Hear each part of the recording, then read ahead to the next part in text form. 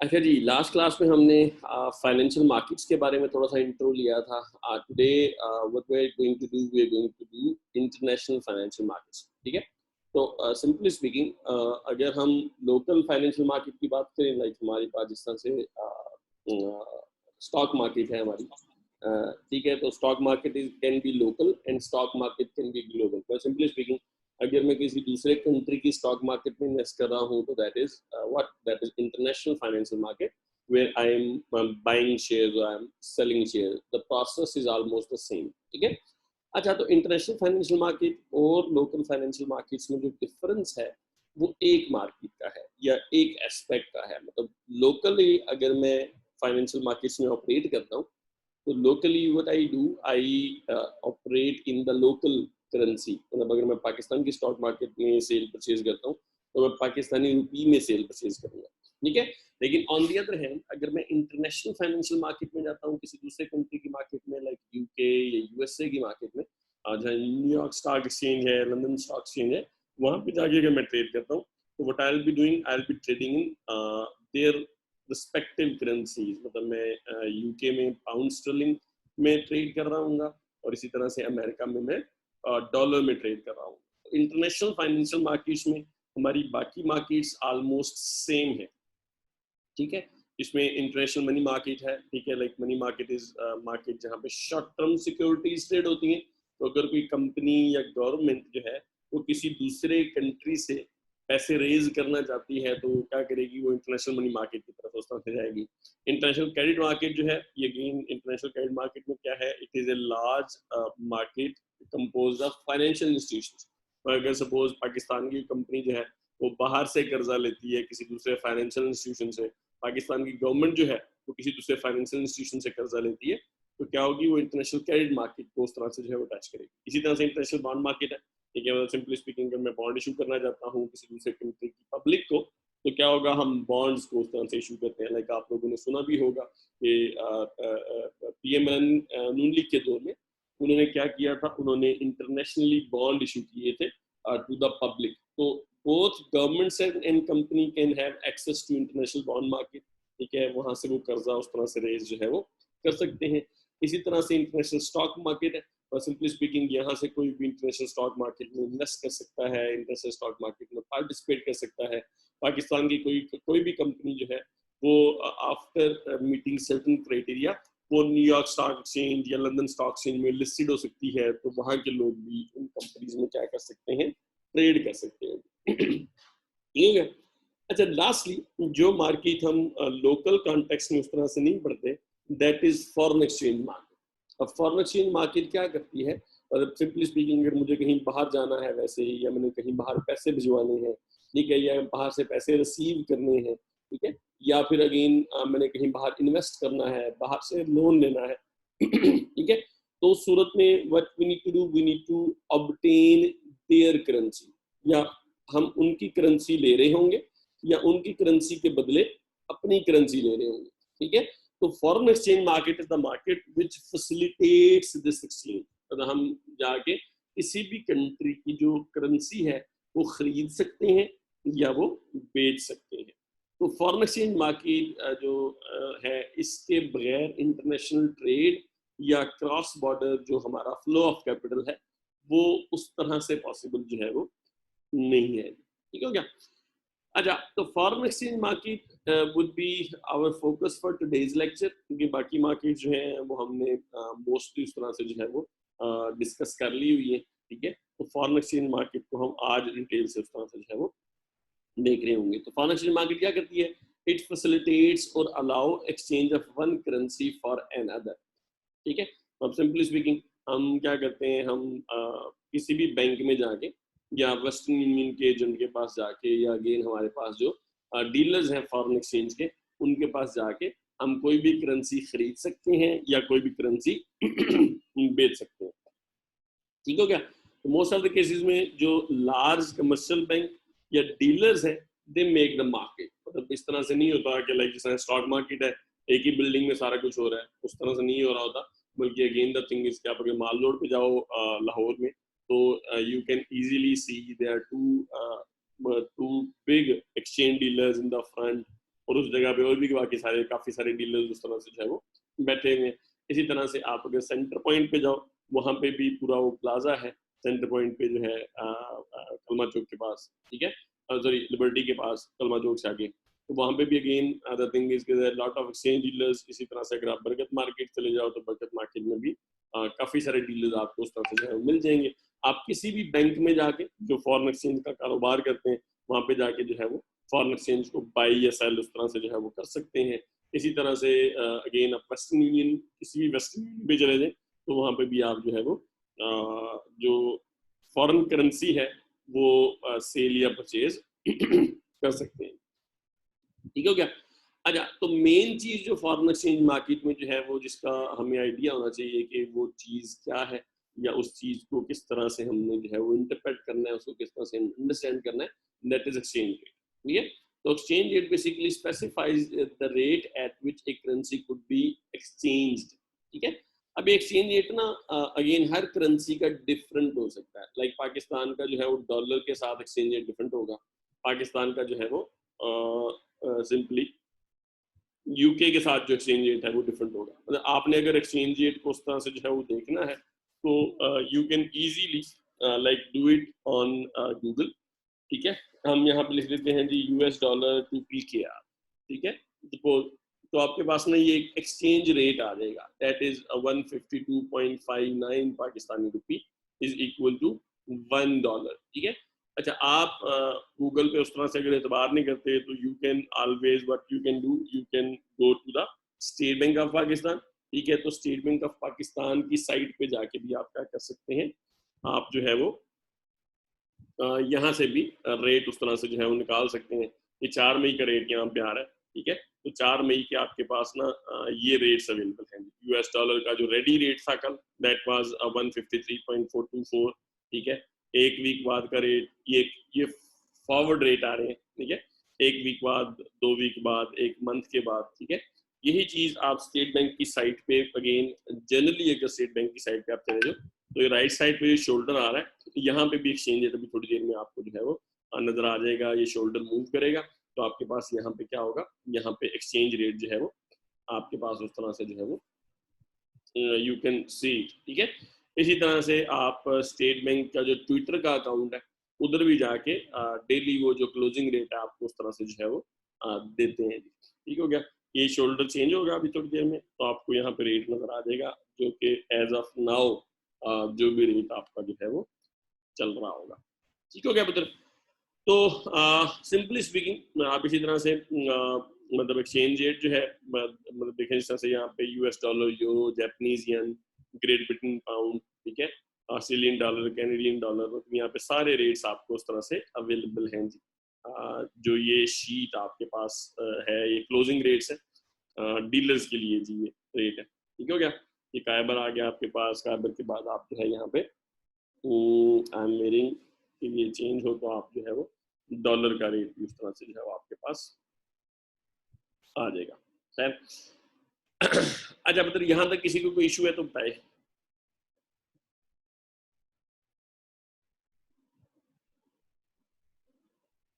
No sir, clear है।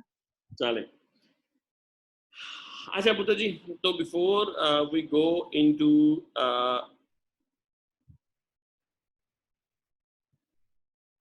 okay, before we go into the technical details, ठीक है, we need to overview exchange rate, the history of exchange rate।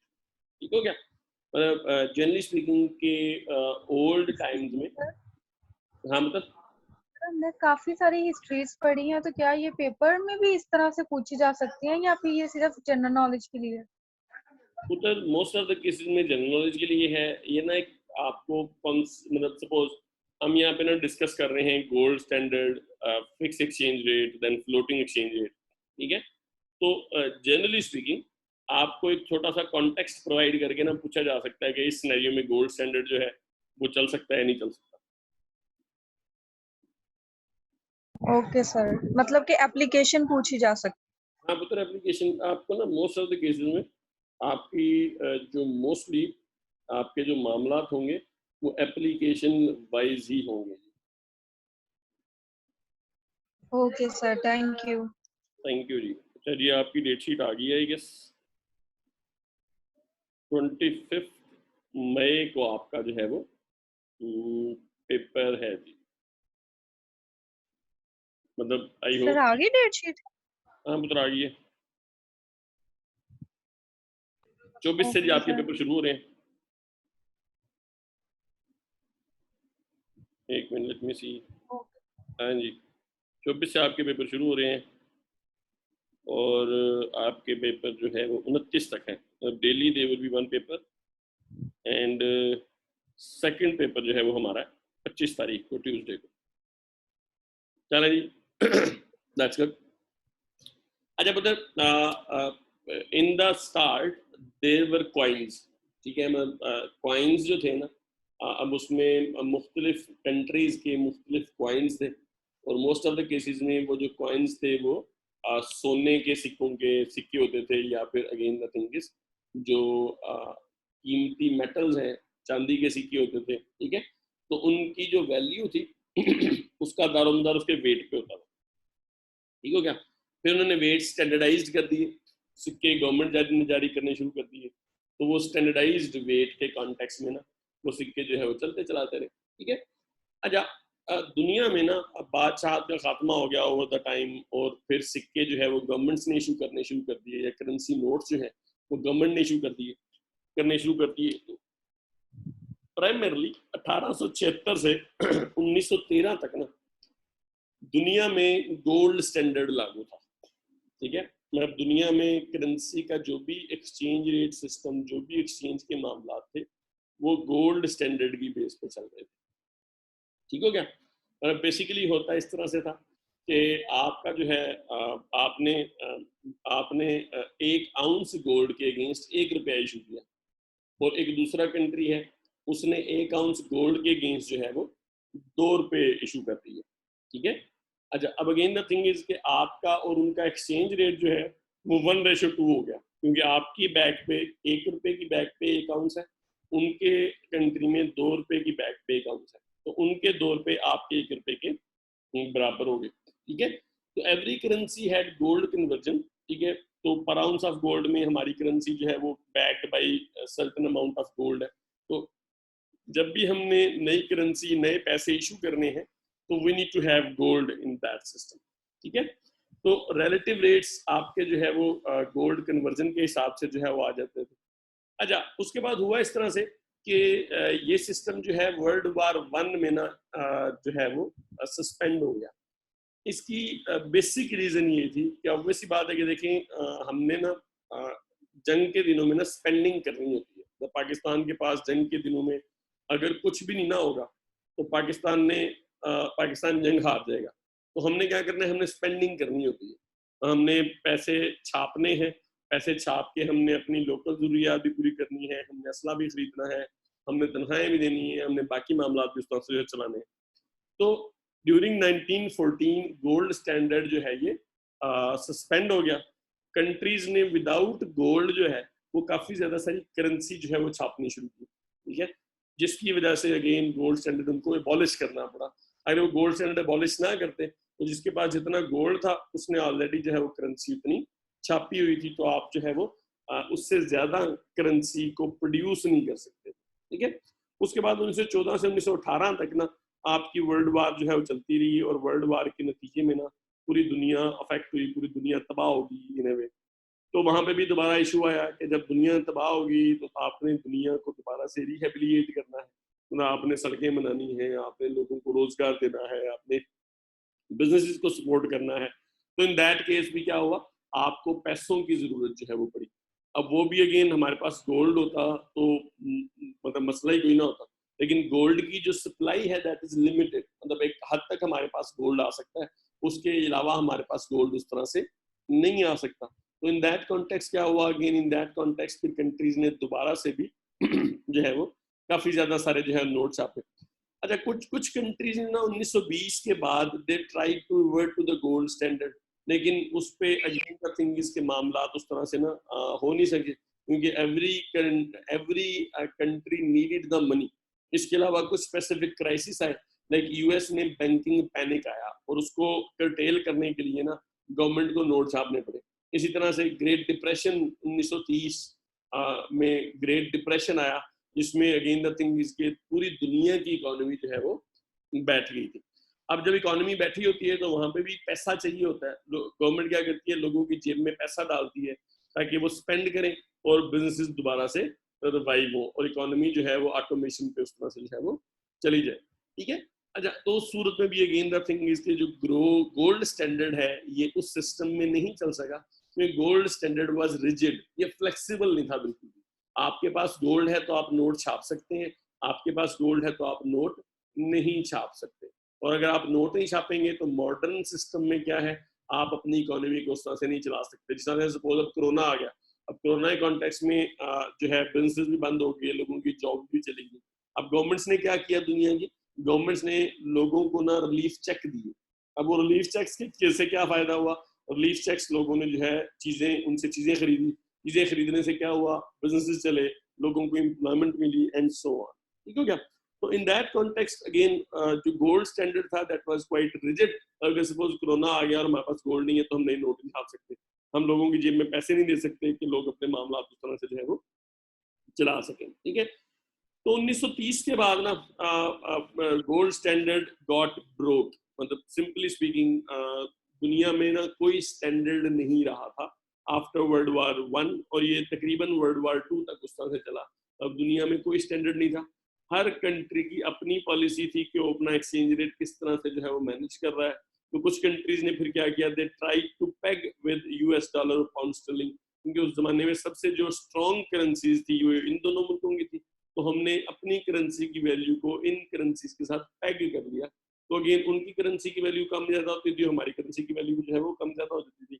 हमें क्या करना पड़ता था, हमें अपनी बैक पे जो है वो डॉलर या पाउंड स्टर्लिंग उस तरह से रखने जो है वो पड़ते थे। लेकिन अगेन जैसे ही उनकी वैल्यू चेंज होती थी हमें भी अपनी वैल्यू चेंज करनी पड़ती थी। या अगेन द थिंग इज कि इन्फ्लेशन अगर हो जाता था, ठीक है, तो इन्फ्लेशन के कॉन्टेक्स्ट में भी अगर वहां पे इन्फ्लेशन कम है, हमारे कंट्री में इन्फ्लेशन ज्यादा है, तो मेरी करेंसी की वैल्यू ज्यादा डेप्रिसिएट होती थी और उनकी करेंसी की वैल्यू उतनी डेप्रिसिएट नहीं होती थी, तो बार बार रिवीजन करनी पड़ती थी। ठीक है, अच्छा, तो उस जमाने में अगेन कंपेटिटिव डिवैल्यूएशंस बड़ी आम थी। कंपेटिटिव डिवैल्यूएशन का मतलब ये है कि सिंपली स्पीकिंग मैं यूरोप की मार्केट में ना बेचता हूँ, अपनी एक्सपोर्ट्स करता हूँ, अपनी चीजें बेचता हूँ। अमेरिका भी सॉरी जो इंडिया है वो भी यूरोप की मार्केट को उसने भी टारगेट किया हुआ। अब अगेन द थिंग इज कि अगर मैं अपनी करेंसी डी वैल्यू करूंगा तो इन द यूरोपियन मार्केट मेरी जो गुड्स एंड सर्विसेज हैं वो क्या हो जाएंगी, वो सस्ती हो जाएंगी।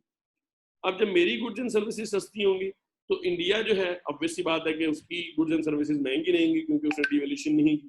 तो मेरी देखे देखी इंडिया भी डिवैल्यूएशन पे आएगा, इंडिया डिवैल्यूएशन करेगा तो साथ बांग्लादेश भी डिवैल्यूएशन करेगा। अब जब ये सारे के सारे अब जब हम दोबारा से एट पार पे आ जाएंगे तो पाकिस्तान दोबारा से डिवैल्यूएशन शुरू कर देगा। तो अगेन द थिंग इज कि मुख्तलिफ कंट्रीज जो है वो एक दूसरे से की कंपटीशन में आके, ठीक है, एक दूसरे से कंपटीशन में आके वो डिवैल्यूएशन कर रहे थे ताकि वो इंटरनेशनल ट्रेड जो है ना उसमें अपनी जगह बना सकें, उसमें चीजें उस तरह से जो है वो बेच सकें, विच वाज नॉट गुड। क्योंकि अल्टीमेटली एक कंट्रीज जो है वो इन्हें इकोनॉमिक वार पे चले गए थे। हर कंट्री अपने फायदे के लिए दूसरे कंट्री को नुकसान पहुंचाने की कोशिश कर रहा था। और अगेन द थिंग इज कि इंटरनेशनल ट्रेड ना इससे काफी ज्यादा सारी डिस्टर्ब या डिसरप्ट हुई थी, क्योंकि अगेन कोई स्टेबिलिटी नहीं थी, एक्सचेंज रेट्स बहुत ज्यादा फ्लक्चुएट कर रहे थे, कोई भी कंट्री उठ के ना कभी भी डिवैल्यूएशन कर देता था। ठीक है, अच्छा, then there was a multiple exchange rate practice, मतलब अगेन हाँ मतलब सर वो डिवैल्यूएशन करके किस तरह से अपनी ट्रेड को बेहतर बनाने की कोशिश करते थे, ये चीज समझ नहीं आई। देखो मतलब अगेन मैं कहता हूँ कि हमारा ना एक्सचेंज रेट है, सपोज हमारा एक्सचेंज रेट है PKR 100 to $1, ठीक है। अच्छा, अब सिंपली स्पीकिंग जब मैं और मेरे पास ना कॉस्ट है एक चीज की, सपोज एक चीज की मेरी कॉस्ट है सपोज अभी फिलहाल PKR 50, ठीक है। अच्छा, तो क्या है, मैं प्राइस रखता हूँ उस चीज की, सपोज PKR सॉरी प्राइस उसकी मैं रखता हूँ $1। तो मैं जब एक्सपोर्ट करता हूँ ना तो $1 जाता है और मुझे क्या मिल जाता है, मुझे ना सिंपली स्पीकिंग 100 रुपए उस तरह से जो है वो मिल जाते हैं, एंड आई एम हैप्पी। अच्छा, अब मैं क्या करता हूँ, मैं ना डी वैल्यू करता हूँ अपनी करेंसी, ठीक है। अब जब मैं डी वैल्यू करता हूँ ना, तो मेरा जो नया एक्सचेंज रेट है वो क्या बन जाता है, वो आ जाता है PKR 200 का $1 है, ठीक है। अच्छा, अब जब PKR 200 का $1 है, मेरी कॉस्ट अभी फॉर द टाइम बीइंग 50 है, ठीक है, क्योंकि डेफिनेटली थिंक कि जो एडजस्टमेंट है ना वो बड़ी स्लोली आती है। आपने देखा होगा कि लेबर रेट्स और बाकी मामला ना उसी तरह से जो है वो टाइट रहते हैं, उसी तरह से रहते हैं, चाहे हमारी डिवैल्यूएशन हो जाए, चाहे हमारी डिवैल्यूएशन जो है वो ना हो, ठीक है। अच्छा, अब अगेन अगर मैं $1 की चीज बेचता हूँ तो मुझे 200 रुपये मिलते हैं। तो मैं क्या करता हूँ, ठीक है, मेरी कॉस्ट जो है, suppose cost is the same, या सपोज हम कहते हैं भी कॉस्ट भी हमारी फॉर द टाइम बीइंग ना थोड़ी सी बढ़ गई है, तो कॉस्ट हमारी है सपोज 70, ठीक है। अच्छा, और मैं इसको प्राइस जो करता हूँ ना, वो मैं कहता हूँ कि नहीं जी, मैं जो है ना इसको सपोज 0.75 ना $, इसको इसकी प्राइस रख देता हूँ, ठीक है। अब देखो अगेन द थिंग इज कि मेरे पास मेरे जो मामला हैं, क्या मैंने क्योंकि डिवैल्यूएशन कर दी, अब पहले ना $1 आता था मेरे पास, और मेरे पास ना 100 रुपये आ जाते थे। अब मेरे पास ना पॉइंट मतलब $1 आता था, ठीक है, तो मेरे पास मुल्क में 100 रुपये आते थे। अब क्या हो रहा है, अब मेरे पास ना $0.75 आ रहे हैं, लेकिन मेरे पास मुल्क में 150 रुपये आ रहे हैं। तो इट इज मुझे ना इंसेंटिव मिल गया एक्सपोर्ट करने पे। तो हालांकि इंटरनेशनल मार्केट में प्राइस भी मैंने क्या कर दी, प्राइस भी मैंने $1 से $0.75 पे उस तरह से जो है वो मैं ले आया। अच्छा, अब on the other hand America का जो इंडिया का एक्सचेंज रेट है, ठीक है, इंडिया का एक्सचेंज रेट इज सपोज हम कहते हैं कि उनका भी जो इंडियन रुपी है ना, ठीक है, उसका exchange rate is again 100 divide by $1। उनकी भी अगेन कॉस्ट जो है, क्योंकि अगेन हम स्टैंडर्डाइज्ड गुड्स की बात कर रहे हैं, तो उनकी भी जो कॉस्ट है, ठीक है, उनकी कॉस्ट है सपोज इंडियन रुपी में अगेन 50, ठीक हो गया, और उनकी प्राइस भी इतनी है, मतलब प्राइस इज अगेन $1, ठीक हो गया। अच्छा, अब इस कॉन्टेक्स्ट में अगर इंडिया डीवैल्यू नहीं करेगा ना, तो इंडिया की चीजें महंगी रहेंगी वहां पे। मतलब सिंपली स्पीकिंग, अगर इंडिया डीवैल्यू नहीं करता और अपनी कॉस्ट कम कर देता, ठीक है, तो मुझे देखो अब यहाँ पे ना कितना, यहाँ पे मुझे 80 का प्रॉफिट हो रहा है, प्रॉफिट ऑफ 80। अगर इंडिया डीवैल्यू नहीं करता और इंडिया इसकी वैल्यू 0.7 प्राइस इसकी कर देता है, ठीक है, तो क्या होगा, मुझे अगेन उन्हें क्या आ रहा होगा, प्राइस इज $0.75। तो इंडिया वालों को अगेन सिर्फ और सिर्फ इंडियन रुपीज 75 आ रहे होंगे, और प्रॉफिट कितना हो रहा होगा उन्हें, प्रॉफिट उन्हें सिर्फ हो रहा होगा 25 रुपए, ठीक है। अच्छा, अब अगेन द थिंग इज कि तो होता क्या, मतलब होगा क्या, वैसी बात है कि इंडियन मैन्युफैक्चरर या इंडिया के जो लोग हैं वो एक हद तक तो प्राइस को रिड्यूस करेंगे, उसके बाद ना वो प्राइस को रिड्यूस नहीं कर पाएंगे। देखो पाकिस्तान के पास ना मार्जिन ही मार्जिन है, पाकिस्तान ना इसकी प्राइस जो है ना वो 0.5 भी कर सकता है। यदि $0.5 हमारे पास 100 रुपये आ गया, तो हमारे पास अभी भी ना I have profit of 30। India अगर इसको सपोज 0.5 पे करेगा ना, तो इनके पास इंडियन रुपीज 50 आएंगे और इनका प्रॉफिट वुड बी 0, ठीक है। हम आइडियल सिनेरियो बात करें जिसमें कॉस्ट कूस्ट हर चीज सेम है दोनों कंट्री। अच्छा, तो इस सूरत में अगेन द थिंग इज कि फिर इंडिया को भी क्या करना पड़ेगा, इंडिया को भी डीवैल्यूएशन करनी पड़ेगी ताकि वो कंपेटिटिव रख सके अपने मामला को। तो जब इंडिया डीवैल्यूएशन करेगा तो फिर पाकिस्तान का वो जो एडवांटेज था करेंसी डिफरेंशियल की वजह से वो खत्म हो जाएगा, तो अगेन पाकिस्तान फिर डीवैल्यूएशन करेगा, ठीक है, पाकिस्तान डीवैल्यूएशन करेगा, मतलब इंडिया। ये कि ये प्रॉफिट मेंटेन करने के लिए और प्रॉफिट को जो है ना मेंटेन करने के लिए डीवैल्यू करते रहते हैं। हाँ जी, मतलब एक दूसरे को देखा देखी वो डीवैल्यू कर रहे थे। अब इस डीवैल्यूएशन का ना इसके फायदे भी हैं, इसका नुकसान भी है। एक्सपोर्ट को फायदा है, लोकली वो इन्फ्लेशन बढ़ जाता है, ठीक है, और सर डेफिनेटली लेकिन इसका ये तो होगा ना कि चीजें महंगी हो जाएंगी, उससे वो पहलू तो इसका इग्नोर कर दिया ना उन्होंने। देखो अगेन यही है ना कि लोकल जो आपकी डायनेमिक्स है, लोकल डायनेमिक्स में चीजें महंगी हो जाएंगी। अच्छा, फिर अगेन ना यहाँ पे किस हद तक महंगी होंगी, अगर आपकी इंपोर्ट ओरिएंटेशन है, जैसा आजकल पाकिस्तान में है, पाकिस्तान के साथ ज्यादा मसला तब आता है जब हमारी हम डिवैल्यूएशन करते हैं ना, तो क्योंकि हम हर चीज इंपोर्ट कर रहे हैं, मतलब ऑलमोस्ट, तो इसका इम्पैक्ट इंपोर्ट पे नेगेटिव पड़ता है, ठीक है, क्योंकि डेफिनेटली अब क्या है, पहले क्या था, पहले थिंग वाज कि मैं मेरे पास 100 रुपए होते थे ना, तो मैं $1 की चीजें मंगा लेता था। अब मेरे पास 200 होंगे तो $1 की चीजें आएंगी। तो इंपोर्ट ओरिएंटेड इकोनॉमी अगर है, जहाँ पाकिस्तान की इकोनॉमी इंपोर्ट ओरिएंटेड है काफी ज्यादा सारी, तो पाकिस्तान पे ना इसका फौरन ही असर आ जाएगा। मतलब पाकिस्तान की इकोनॉमी में फौरन ही ना महंगाई बड़ी तेजी से फैलेगी। अगर हमारी इकोनॉमी इंपोर्ट ओरिएंटेड नहीं है, हम कोई मेटल निकाल रहे हैं जमीन से और वो मेटल निकाल के हम भेज जा रहे हैं, तो अगेन द थिंग इज, तो फिर ज्यादा हमारे पास ऊपर ना इन्फ्लेशन उतनी तेजी से या उतनी सिंपली स्पीकिंग उतनी स्ट्रेंथ से नहीं आता, ठीक है। तो वो जिस जमाने की हम बात कर रहे हैं, गोल्ड स्टैंडर्ड वाले जमाने की, उस जमाने में इंपोर्ट ओरिएंटेशन वाज लोअर, आपकी स्टैंडर्डाइज्ड गुड्स थी, वही बिकती थी, उन्हीं के मामला सारे के सारे जो है वो चलते थे, तो कंट्रीज फिर ये काम करते रहे हैं। इसका डेफिनेटली नेगेटिव इम्पैक्ट आता है। तो मतलब इंपोर्ट में जो है, इंपोर्ट करने में जो है वो नुकसान होता है और एक्सपोर्ट करने में फायदा। हाँ, ऑब्वियसली बात है, देखो इंपोर्ट करने में you are paying the money, you are paying the money to like foreign country, ठीक है। एक्सपोर्ट करने में आपको पैसे आ रहे हैं, ठीक है। तो हमेशा से आप इसको सिंपल कॉन्टेक्स्ट में भी देख लें कि हमेशा से अगर इनफ्लोज आपके ज्यादा होंगे तो that is better in any case, company के केस में भी, कंट्री के केस में भी, अगर आपके इनफ्लोज हैं तो आपके लिए दैट इज बेटर, ठीक है। अगर आपके आउटफ्लो ज्यादा है तो that is not good for you.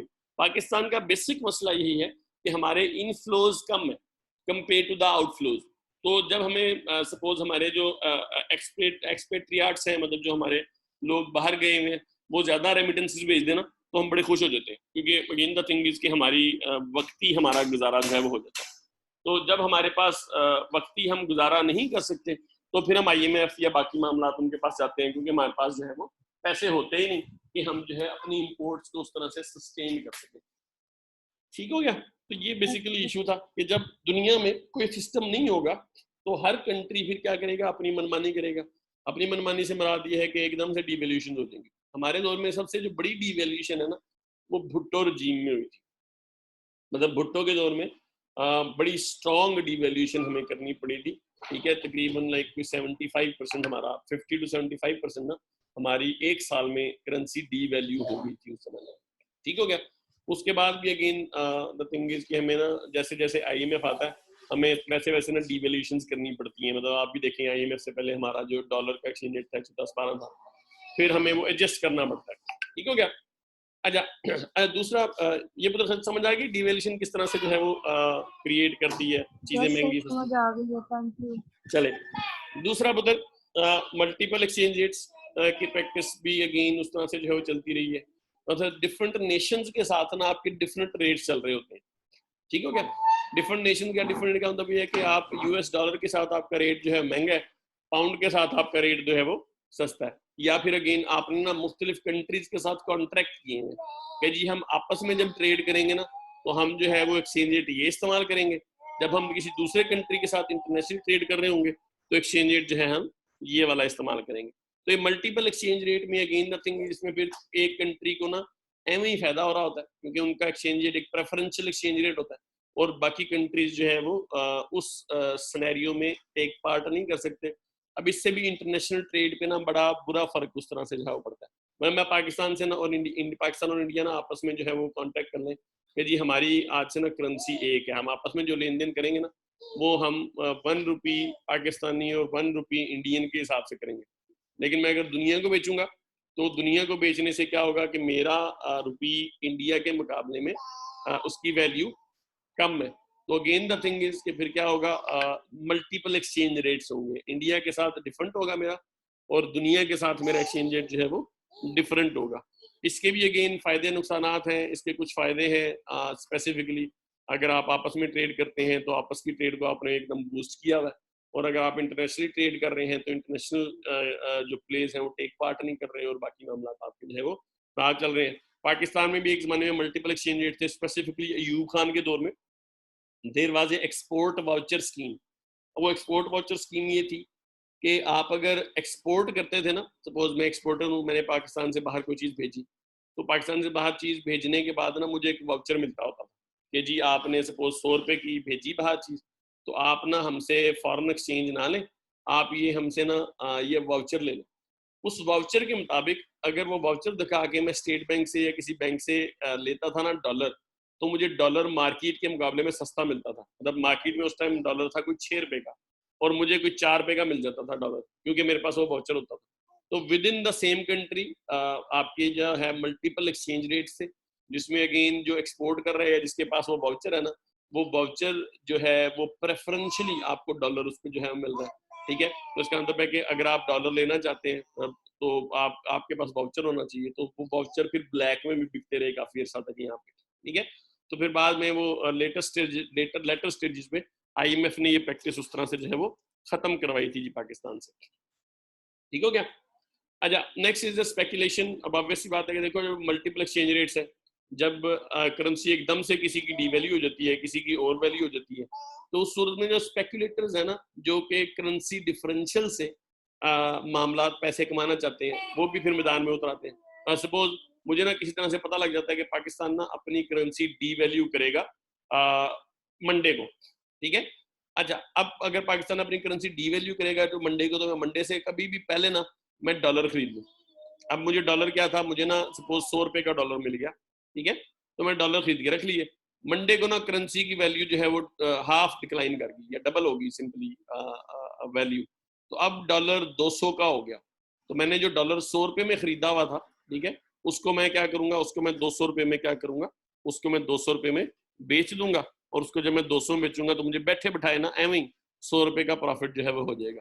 तो दुनिया में ना स्पेकुलेटर्स भी बड़े एक्टिव रहे हैं। मतलब ये तो मैंने पाकिस्तान के कॉन्टेक्स्ट में बात की है, डिफरेंट कंट्रीज के पर्सपेक्टिव में भी ना, इवन 1970s में इन स्पेकुलेटर्स ने प्रॉपर जो है वो इंटरनेशनल क्राइसिस क्रिएट कर दिया था, जिसको इंटरनेशनल डॉलर क्राइसिस जो है वो कहा जाता है। ठीक है, अब उसमें अगेन ये वही चीज है जिस तरह से हम ना चीनी स्टोर कर लेते हैं, आप करेंसी स्टोर कर लें। ठीक है, अब जब सपोज डॉलर की मार्केट में ना डिमांड है, आप ना डॉलर लेके आपने डॉलर जो है वो रख दी है, डॉलर की वैल्यू एम ही बढ़ी जा रही है, फिर एकदम से आपने डॉलर सारे बेच दिए, तो अगेन द थिंग इज कि क्या हुआ कि डॉलर क्रैश कर गया। तो ये सारे के सारे मामला ना उस टाइम पे बड़े मतलब गोल्ड स्टैंडर्ड के बाद ना, वर्ल्ड वार 1 के बाद और 2 से पहले, ये सारे के सारे मामला जो है ये काफी ज्यादा सारे थे, एक्सट्रीम थे, एक कंट्री दूसरे कंट्री के खिलाफ था, इंटरनेशनल ट्रेड चल नहीं रही थी प्रॉपर। ठीक है, स्पेकुलेटर्स अपना माल बना रहे थे। ठीक है, फिर इन्फ्लेशन डिफरेंशियल भी थे कि मतलब सपोज मैं कहता हूँ कि पाकिस्तान का इन्फ्लेशन जो है वो डिफरेंट है, और दूसरा एक कंट्री है इंडिया है, उनका इन्फ्लेशन डिफरेंट है। हम दोनों के बैक पे ना हमने यूएस के साथ पैक किया हुआ है, और यूएस का इन्फ्लेशन डिफरेंट है। अब सपोज पाकिस्तान का इन्फ्लेशन ना 20% है, इंडिया का इन्फ्लेशन 10% है, यूएस का इन्फ्लेशन 2% है। अब यूएस की वैल्यू, करेंसी की वैल्यू 2% से डिक्लाइन की, ठीक है, अमेरिका पाकिस्तान की वैल्यू 20% से डिक्लाइन की, और इसी तरह से इंडिया की वैल्यू 10% से डिक्लाइन की। अब इसका मतलब ये है कि हम फिर ना एक कंसिस्टेंट रेट नहीं रख सकते। पाकिस्तान में देखो जिस तरह से एकदम से इन्फ्लेशन बढ़ जाता है, अब एकदम से इन्फ्लेशन किसी कंट्री में बढ़ा, उसके वहां पे कंट्री की करेंसी जो है वो डेप्रिसिएट हुई, ठीक है, और उसके अकॉर्डिंगली फिर हमें भी चेंजेस इस तरह से जो है वो करनी पड़ी। तो there were a lot of hazard, there was a lot of like simply चीजें ना गुड मुड रहती थी कि कब डिवैल्यूएशन करनी है कब नहीं करनी, अनसर्टेनिटी बहुत ज्यादा थी, जिससे इंटरनेशनल ट्रेड में ना बड़े सारे मसाइल का सामना लोगों को जो है वो करना पड़ रहा था। तो नुकसानात हो रहे थे लोगों को, ठीक है, एक दूसरे से कंपटीशन में लोगों की इकोनॉमियां बैठ रही थी, लोगों को नुकसान हो रहे थे, तो सारे के सारे मामला आपके जो है वो खराब चल रहे थे। तो दैट्स वाई गोल्ड स्टैंडर्ड को फिर हमें छोड़ना पड़ा। सबसे बड़ा मसला गोल्ड स्टैंडर्ड का था इसकी रिजिडिटी। ठीक है, वैसे बाय द वे जो इस्लाम है ना, इस्लाम गोल्ड स्टैंडर्ड पे ही वो कराता है, तो इस्लाम के मामला जो है ना, इस्लाम कहते हैं कि गोल्ड स्टैंडर्ड होना चाहिए। ठीक है, खैर अगेन अच्छा इसके बाद इन्होंने क्या किया, क्योंकि गोल्ड स्टैंडर्ड वाज रिजिड, आप ना गोल्ड प्रोड्यूस नहीं कर सकते, जितना गोल्ड माइन हो रहा है बस वो ही गोल्ड है आपका। ठीक है, और इसके अलावा नया गोल्ड आप नहीं ले सकते। तो जिन कंट्रीज के पास गोल्ड की माइनिंग चल रही है वहां पे गोल्ड आता रहता था, और जिन कंट्रीज के पास गोल्ड की माइनिंग नहीं चल रही वहां पे गोल्ड उस तरह से जो है वो नहीं आता था। तो फिर आपको गोल्ड लाने के लिए क्या करना पड़ता था, एक्सपोर्ट्स करनी पड़ती थी। और जो कंट्री एक्सपोर्ट नहीं कर सकता था, obvious सी बात है कि उसके पास फिर गोल्ड जो है वो नहीं आता था। ठीक हो गया। अच्छा नेक्स्ट ना, obvious सी बात है फिर मसले हुए, तो मसलों के साथ ना वर्ल्ड वार 2 शुरू होगी 1939 में। वर्ल्ड वार 2 जो है वो 1945 में कंक्लूड हुई, लेकिन वर्ल्ड वार 2 में भी मसला ये आया कि दुनिया की इकोनॉमी दोबारा से तबाह होगी। अब जब दुनिया की इकोनॉमी तबाह होगी तो दुनिया को दोबारा से रिहेबिलिटेशन के लिए पैसा चाहिए था। तो अगेन इन्होंने ना कहा कि ठीक है गोल्ड स्टैंडर्ड तो पॉसिबल नहीं है, हम ना एक फिक्स एक्सचेंज रेट का सिस्टम बना लेते हैं। ठीक है, अब वो फिक्स एक्सचेंज रेट का सिस्टम जो है ब्रिटेन वुड्स पे ना एग्री हुआ, ब्रिटेन वुड्स पे जहाँ पे आईएमएफ और वर्ल्ड बैंक बना। तो IMF was the institute in the start जिसने क्या करना था, जिसने ये फिक्स एक्सचेंज रेट का सिस्टम जो है ये मॉनिटर करना था, चलाना था। तो आईएमएफ की हैसियत उस टाइम पे एक प्लेटफॉर्म की थी जहां पे लोग इकट्ठे होते और अपना अपना एक्सचेंज रेट ना बता देते हैं कि जी ये हमारा एक्सचेंज रेट है, ठीक है, आइंदा से हमारे साथ ना ट्रेडिंग इस रेट पे जो है वो की जाए। ठीक हो गया। तो in the start countries were encourage to establish their exchange rates, कि आप ना बस बता दें कि आपका एक्सचेंज रेट जो है वो क्या होना चाहिए। ठीक है, तो हर कंट्री ने ना थोड़ी सी डिवैल्यूएशन के बाद, थोड़ी सी रीवैल्यूएशन के बाद अपना एक्सचेंज रेट जो है वो अपने मफादात को सामने रखते हुए जो है वो बता दिया। ठीक है, और ये भी फिर ना चलता रहा 1960s 70s तक भी ना, आपके एक्सचेंज रेट, लोगों के कंट्रीज के एक्सचेंज रेट जो है ना वो अभी तक कन्वर्टेबल नहीं थे या फिक्स नहीं थे। तो लोगों ने अपना एक्सचेंज रेट नहीं बताया था क्योंकि जी उनकी इकोनॉमी के हालात जो है वो इजाजत नहीं दे रहे थे कि वो फिक्स एक्सचेंज रेट पे उस तरह से जो है वो आए। खैर मुख्तलिफ अदवार में ना मुख्तलिफ कंट्रीज आहिस्ता आहिस्ता आहिस्ता से आईएमएफ के प्लेटफॉर्म पे आते चले गए और हर किसी ने ना अपना एक्सचेंज रेट जो है वो क्या करना शुरू कर दिया, वो ना बताना शुरू कर दिया या फिक्स रखना शुरू कर दिया। तो इस सिस्टम में ना था इस तरह से कि डॉलर के गोल्ड तो उस तरह से पॉसिबल नहीं था। तो इन्होंने सिस्टम इस तरह से बनाया कि ना हर करेंसी जो है वो पेग होगी यूएस डॉलर के साथ। मतलब आप बताएंगे कि आपकी करेंसी यूएस डॉलर और गोल्ड के अगेंस्ट ना आपका एक्सचेंज रेट क्या होना चाहिए, एक आउंस के अगेंस्ट और इसी तरह से गोल्ड के अगेंस्ट ना आपका एक्सचेंज रेट क्या होना चाहिए। फिर जो यूएस डॉलर था उसका एक फिक्स पैरिटी थी अगेंस्ट गोल्ड, वो कोई 4 पॉइंट समथिंग, 3 पॉइंट समथिंग या 4 पॉइंट समथिंग की पैरिटी थी जो कि फिक्स थी।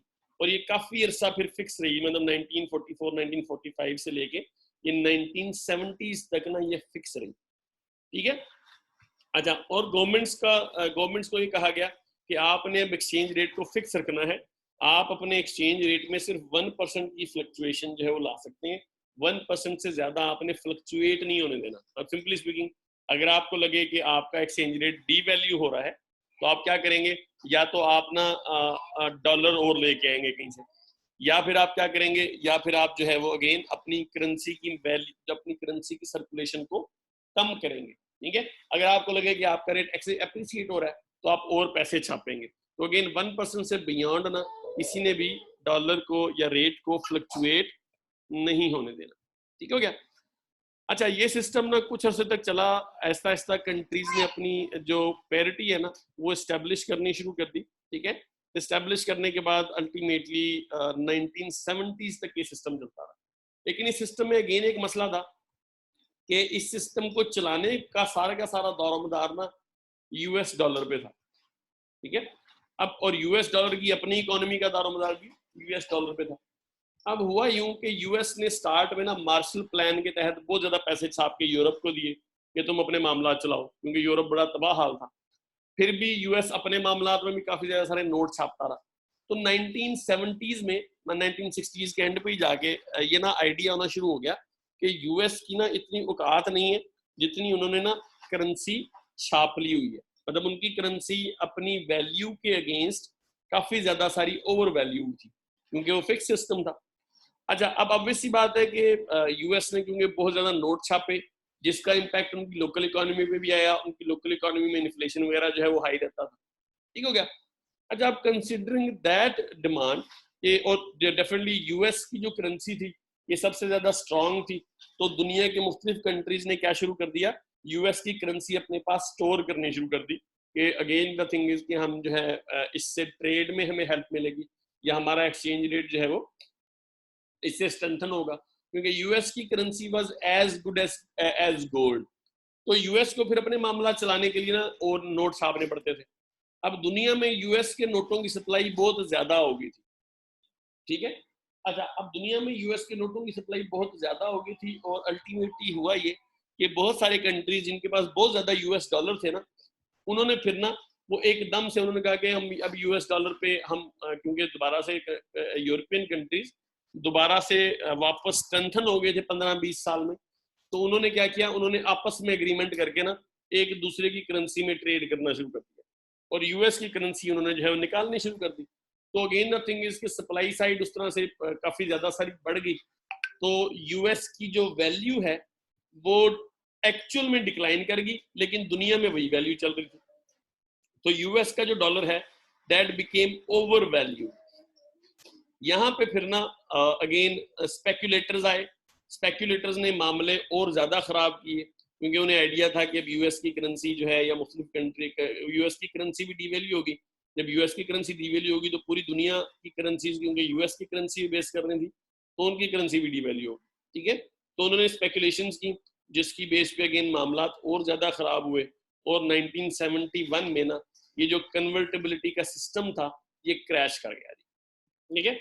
मतलब दुनिया में दोबारा से अब फिर ऑफिशियली कोई सिस्टम नहीं रहा 1971 के बाद, ठीक है। अच्छा, उसके बाद अगेन एक स्मिथसोनियन एग्रीमेंट हुआ जिसमें उन्होंने ना यूएस डॉलर को डीवैल्यू किया और उसमें उन्होंने कहा कि 1% बहुत ज्यादा रिजिड है, आप ना करेंसीज को 2.25% तक फ्लक्चुएट करने की इजाजत जो है वो दें। और स्मिथसोनियन एग्रीमेंट जो है ये उन्होंने कोशिश की कि दोबारा से फिक्स एक्सचेंज रेट सिस्टम जो है वो आ जाए, लेकिन अगेन द थिंग इज कि स्पेक्यूलेटर्स ने या कंट्रीज ने ये एज सच उस तरह से होने नहीं दिया। तो अल्टीमेटली 1973 तक जो है वो स्पेकुलेशन चली, मुख्तलिफ चीज़ें चली, मल्टीपल एक्सचेंज रेट दोबारा से आ गए, कंपेटिटिव डिवैल्यूशन दोबारा से शुरू हो गई और हर कंट्री ने अपना एक्सचेंज रेट खुद से मैनेज करना शुरू कर दिया, ठीक है। फिर इन्फ्लेशन डिफरेंशियल के मामला भी जो थे वो भी खराब होने शुरू हुए और अल्टीमेटली मार्च 1973 में दे सेड कि जी अब ना हम फ्लोटिंग एक्सचेंज रेट पे जाए, ठीक है। तो फ्लोटिंग एक्सचेंज रेट में क्या था कि there was no intervention of government, ठीक है। हर कंट्री अपने ऑब्जेक्टिव के हिसाब से अपने एक्सचेंज रेट को लेके चलेगा, ठीक है, और एक्सचेंज रेट डिमांड और सप्लाई पे मार्केट फोर्सेस पे बेस करेगा। मतलब गवर्नमेंट नहीं कहेगी कि मेरा एक्सचेंज रेट ये है, ठीक है। पहले गोल्ड था, फिर गवर्नमेंट ने बताना शुरू कर दिया कि मेरा एक्सचेंज रेट जी ये होगा, ठीक हो गया। अच्छा, उसके बाद 1973 के बाद उन्होंने कहा कि नहीं जी अब जो एक्सचेंज रेट है that would be based on the market forces. तो आजकल हमारा जो एक्सचेंज रेट्स है ये मार्केट फोर्सेस की बेस पे उस तरह जो है चलते हैं। अब सिंपली स्पीकिंग अगर आपकी करेंसी की डिमांड ज्यादा है तो आपका एक्सचेंज रेट अप्रिशिएट होना शुरू हो जाता है, अगर आपकी करेंसी की सप्लाई ज्यादा है तो आपका एक्सचेंज रेट जो है वो डेप्रिशिएट होना शुरू हो जाता है, ठीक है। तो उसमें गवर्नमेंट कुड और government could not intervene, her government के अपने मसले अपने ऑब्जेक्टिव्स हैं, उन ऑब्जेक्टिव्स के लिहाज से गवर्नमेंट इंटरवीन भी करती है और नहीं भी करती। लाइक इसहाकडार साहब ने क्या किया था, उन्होंने आर्टिफिशियली डॉलर को मेंटेन रखा था। उसके लिए उन्होंने क्या किया था, उन्होंने जो है वो जो डॉलर्स थे वो काफी ज्यादा सारे डंप किए थे मार्केट में, तो जैसे ही एक्सचेंज रेट डेप्रिशिएट होने लगता था वो डॉलर और मार्केट में जो है वो ले आते थे, जिससे एक्सचेंज रेट स्टेबल हो जाता था। उससे हुआ ये कि हमारी करेंसी रेट तो स्टेबलाइज रहा, लेकिन हमारे पास जो फॉरेन एक्सचेंज रिजर्व है डॉलर की सूरत में वो खत्म हो गई। इसी तरह से हम जब नोट छापते हैं, ठीक है, तो उससे भी डिवैल्यूएशन हम जो है अब वैसे डिवैल्यूएशन कर रहे होते हैं। नोट छापने से हम क्या कर रहे होते हैं, हम करेंसी की सप्लाई बढ़ा रहे होते हैं, तो उससे भी हम जो है क्या कर सकते हैं, अपना एक्सचेंज रेट एडजस्ट कर सकते हैं। तो अल्टीमेटली नाउ डेज क्या होता है कि हर कंट्री की करेंसी की डिमांड के हिसाब से उसका फॉरेन एक्सचेंज जो है वो मतलब फॉरेन एक्सचेंज रेट जो है वो डिसाइड होता है, ठीक हो गया मुझे। तो इट्स अबाउट दैट, मतलब ये थोड़ा सा हिस्टोरिकल कॉन्टेक्स्ट था, ठीक है। इसमें अगर किसी को कोई इशू है तो आप लोग मुझसे कुछ पूछ लो। सर क्लियर है। चले, दैट्स गुड। अच्छा, उधर इसके बाद नेक्स्ट अब हम ना ट्रांजैक्शंस की तरफ जो है चलते हैं कि दुनिया में फिर फॉरेन एक्सचेंज की मार्केट्स जो है वो कैसे फंक्शन करती हैं, या फॉरेन एक्सचेंज की जो ट्रांजैक्शंस हैं वो कैसे चलती हैं, ठीक है। अच्छा, मोस्टली जो फॉरेन एक्सचेंज की मार्केट है that is the over the counter market. Over the counter market जो है इसकी फिजिकल प्रेजेंस कोई नहीं होती, ये इन ए वे डिजिटल मार्केट होती है, ठीक है। अच्छा, अब बैंक्स, डीलर्स और टेलीकम्युनिकेशन नेटवर्क मिलके ना ये मार्केट बनाते हैं। अब दुनिया में ना फॉरेन एक्सचेंज मार्केट हमेशा चल रही होती है। अब सिंपली स्पीकिंग मतलब मैं कहता हूँ कि ना आपकी 3 बड़ी मार्केट्स हैं दुनिया में, लंदन, न्यूयॉर्क और टोक्यो। तो जब टोक्यो में मार्केट बंद होती है ना तो लंदन में खुल जाती है, जब लंदन में बंद होती है तो न्यूयॉर्क में खुली होती है मार्केट। तो over the around the clock आपकी जो फॉरेन एक्सचेंज मार्केट्स है वो फंक्शन करती रहती हैं। तो रेट्स फिर ना ये टेलीकम्युनिकेशन नेटवर्क्स के थ्रू ना इसी तरह से डिसाइड होते हैं। जो टोक्यो जब बंद होने लगती है तो टोक्यो का रेट जो है वो लंदन मार्केट अडॉप्ट कर लेती है, जब वो बंद होने लगती है तो उनका रेट न्यूयॉर्क मार्केट अडॉप्ट कर लेती है। तो ये मामला ना इस तरह से जो है वो चलते रहते हैं, ठीक है। तो करेंसी की ना 2 मार्केट्स होती हैं, एक स्पॉट मार्केट होती है, एक फॉरवर्ड मार्केट होती है। स्पॉट मार्केट सिंपली इसके मैं आज मार्केट में जाऊं और मैं जाके ना डॉलर खरीद लूं जो भी एग्जिस्टिंग रेट हमारे जो है वो चल रहे हैं, ठीक हो गया। तो इसको हम ना स्पॉट रेट भी बोलते हैं। अब सिंपली आज अगर हम स्पॉट रेट देखें ना, ठीक है, तो आज स्पॉट रेट हमारा होगा, अगेन ये तो बिड और आज भी यहाँ पे ना डॉलर का रेट आया हुआ है 153.24 हमारा ना स्पॉट रेट है, ठीक है। इसमें अगेन बिड और ऑफर है, ठीक है। बिड परचेज प्राइस होती है, ठीक है, ऑफर सेलिंग प्राइस होती है, ठीक है। तो ये हमारा ना स्पॉट रेट चल रहा है, ठीक हो गया। अच्छा, अब अगेन द थिंग इज कि हम किसी भी टाइम पे जाके स्पॉट रेट पे करेंसी को खरीद सकते हैं और स्पॉट रेट पे करेंसी को हम बेच भी सकते हैं, ठीक हो गया। अच्छा, फिर यहाँ पे ना लिक्विडिटी मैटर करती है। यूएस की करेंसी मोस्ट लिक्विड है। आप इसको ना किसी भी करेंसी मतलब सिंपली मैंने अगर यूएस की करेंसी जो है वो खरीदनी है ना तो मैं इजीली खरीद सकता हूँ, ठीक है। फिर अगेन द थिंग इज के यूएस की करेंसी को अगर मैंने बेचना है तो मैं इजीली बेच भी सकता हूँ, क्योंकि यूएस के ना पूरी दुनिया में खरीदार भी बहुत ज्यादा सारे हैं और पूरी दुनिया में इसके सेलर भी बहुत ज्यादा सारे हैं, क्योंकि अल्टीमेटली दुनिया की जितनी भी ट्रेडिंग चल रही है वो यूएस करेंसी की बेस पे उस तरह से जो है वो चल रही है, ठीक है। अच्छा, फिर स्पॉट मार्केट के बाद एक ना इंटर बैंक मार्केट एग्जिस्ट करती है। अब इंटर बैंक मार्केट जो है ना ये अगेन क्या है, अगर बैंकों को फॉरेन एक्सचेंज चाहिए तो वो किस रेट पे लेंगे, ठीक है। तो वो ऑब्वियस सी बात है कि इंटर बैंक मार्केट का रेट थोड़ा सा डिफरेंस होता है स्पॉट मार्केट से, क्योंकि स्पॉट मार्केट में ना थोड़े से कमीशन वगैरह उस तरह से शामिल जो है वो आपके जो है वो होती है, ठीक है। तो inter bank market is basically between the banks, जिसमें बैंक्स आपस में ट्रेड करते हैं, ठीक है। तो प्राइमरली ना चीजें चल रही होती हैं हमारे स्टेट बैंक से। स्टेट बैंक कहता है कि ना स्टेट बैंक के मुताबिक ये रेट है M2 रिवैल्यूएशन रेट ना 153 है, ये स्टेट बैंक जो है ना 153.4 पे ना खरीदेगा।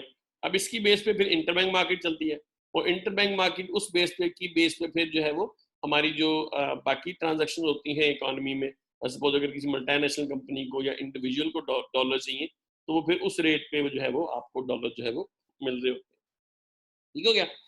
अच्छा, फिर डिफरेंट जो बैंक्स या डीलर्स है ना उनके डिफरेंट एट्रीब्यूट्स होते हैं, ठीक है, जिनकी बेस में मामला जो है वो चल रहे होते हैं कि वो बैंक अच्छा होता है या वो डीलर अच्छा होता है जिसकी कोड ना कंपेटिटिव हो, ठीक है। मतलब आप लोगों ने भी ना कभी अगर आपको एक्सपीरियंस हुआ हो कि आपने जो है वो डॉलर डॉलर एक्सचेंज कराए हो तो कहा ही जाता है कि आप ना एक जगह से रेट ना लें, आप 2-3 जगह से रेट लें। अब वो थोड़ा थोड़ा ना डिफरेंस आ रहा होता है, मतलब सपोज अगर आपको ना 0.5 का 0.5 पैसे का 1 रुपए का डिफरेंस समटाइम जो है मिल जाता है, ठीक है। अगर आपने सपोज अगर द थिंग इज कि आपने जो है वो 2000 सपोज आपने यूरोज कन्वर्ट कराने हैं तो आपको 2000 कम या ज्यादा उस तरह से मिल जाते हैं। तो एक गुड बैंक, एक अच्छा जो बैंक है या अच्छा जो डीलर है उसकी कोट ना कंपेटिटिव होती है, ठीक हो गया। मतलब कोट कंपेटिटिव होने का मतलब ये है कि जब आप उसके पास जाए ना तो वो आपको जब डॉलर सेल करे तो वो सबसे सस्ता सेल करे और आपसे जब खरीदे तो सबसे महंगा खरीदे, ठीक हो गया। फिर सम टाइम ना आपके कुछ रिलेशनशिप्स होते हैं बैंक्स के साथ, जिसमें बैंक आपको ना कैश मैनेजमेंट सर्विसेज दे रहा होता है, ठीक है। तो कैश मैनेजमेंट सर्विसेज से मुराद ये है कि बैंक आपको कह रहा होता है कि जी ठीक है मैं आपके फॉरेन एक्सचेंज जो है उसको मैं मैनेज कर देता हूँ, आपका अकाउंट मेरे पास रखें, मैं आपके अकाउंट को जब आपको कन्वर्जन वगैरह चाहिए होगी मैं ऑटोमेटिकली आपको कन्वर्जन वगैरह करके दे दूँ। फिर एग्जीक्यूशन स्पीड है, मैंने करेंसी भेजनी है यूके तो बैंक कितने दिन लेता है, ठीक है, मोस्टली पाकिस्तान से अगर भेजें आप तो 2-3 दिन लग जाते हैं। तो जिस बैंक की एग्जीक्यूशन स्पीड ज़्यादा होगी डेफिनेटली वो बैंक जो है वो अच्छा कंसीडर होगा। फिर कुछ बैंक्स ना मार्केट कंडीशंस पे भी एडवाइस देते हैं कि जी आजकल मार्केट कंडीशन अच्छी है बुरी है, आप डॉलर निकलवा लें, आप डॉलर जो है खरीद लें, ठीक है। तो अगेन द थिंग इज कि जो बैंक आपको एडवाइजरी सर्विसेज देता है ताकि आप जो है वो जो आप जो है बच सकें डॉलर की फ्लक्चुएशन से, वो बैंक अच्छा कंसिडर होता है। फिर कुछ बैंक्स आपको फोरकास्टिंग सर्विस भी देते हैं और बताते हैं कि 4 महीने बाद 6 महीने बाद डॉलर की वैल्यू कितनी अप या कितनी डाउन जाएगी, ठीक है। तो अगेन वो बैंक्स अच्छे कंसिडर आपके जो है वो होते हैं। यहाँ तक पुत्र ओके है? Yes sir. जी सर। 2 मिनट की ना ब्रेक लो, मैं जरा ना इसका लैपटॉप का चार्जर ले आऊं, ये बंद ना हो जाए, ठीक है। जी सर।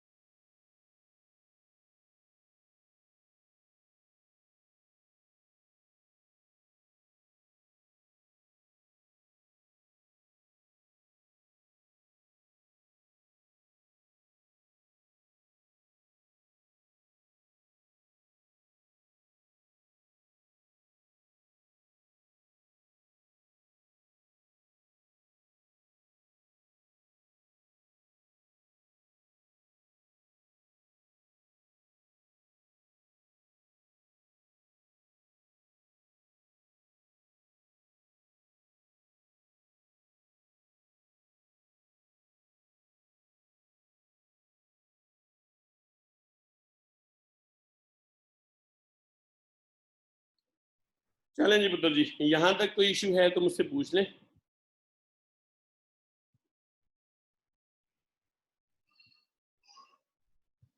Sir okay. चलें जी, next is foreign exchange quotations.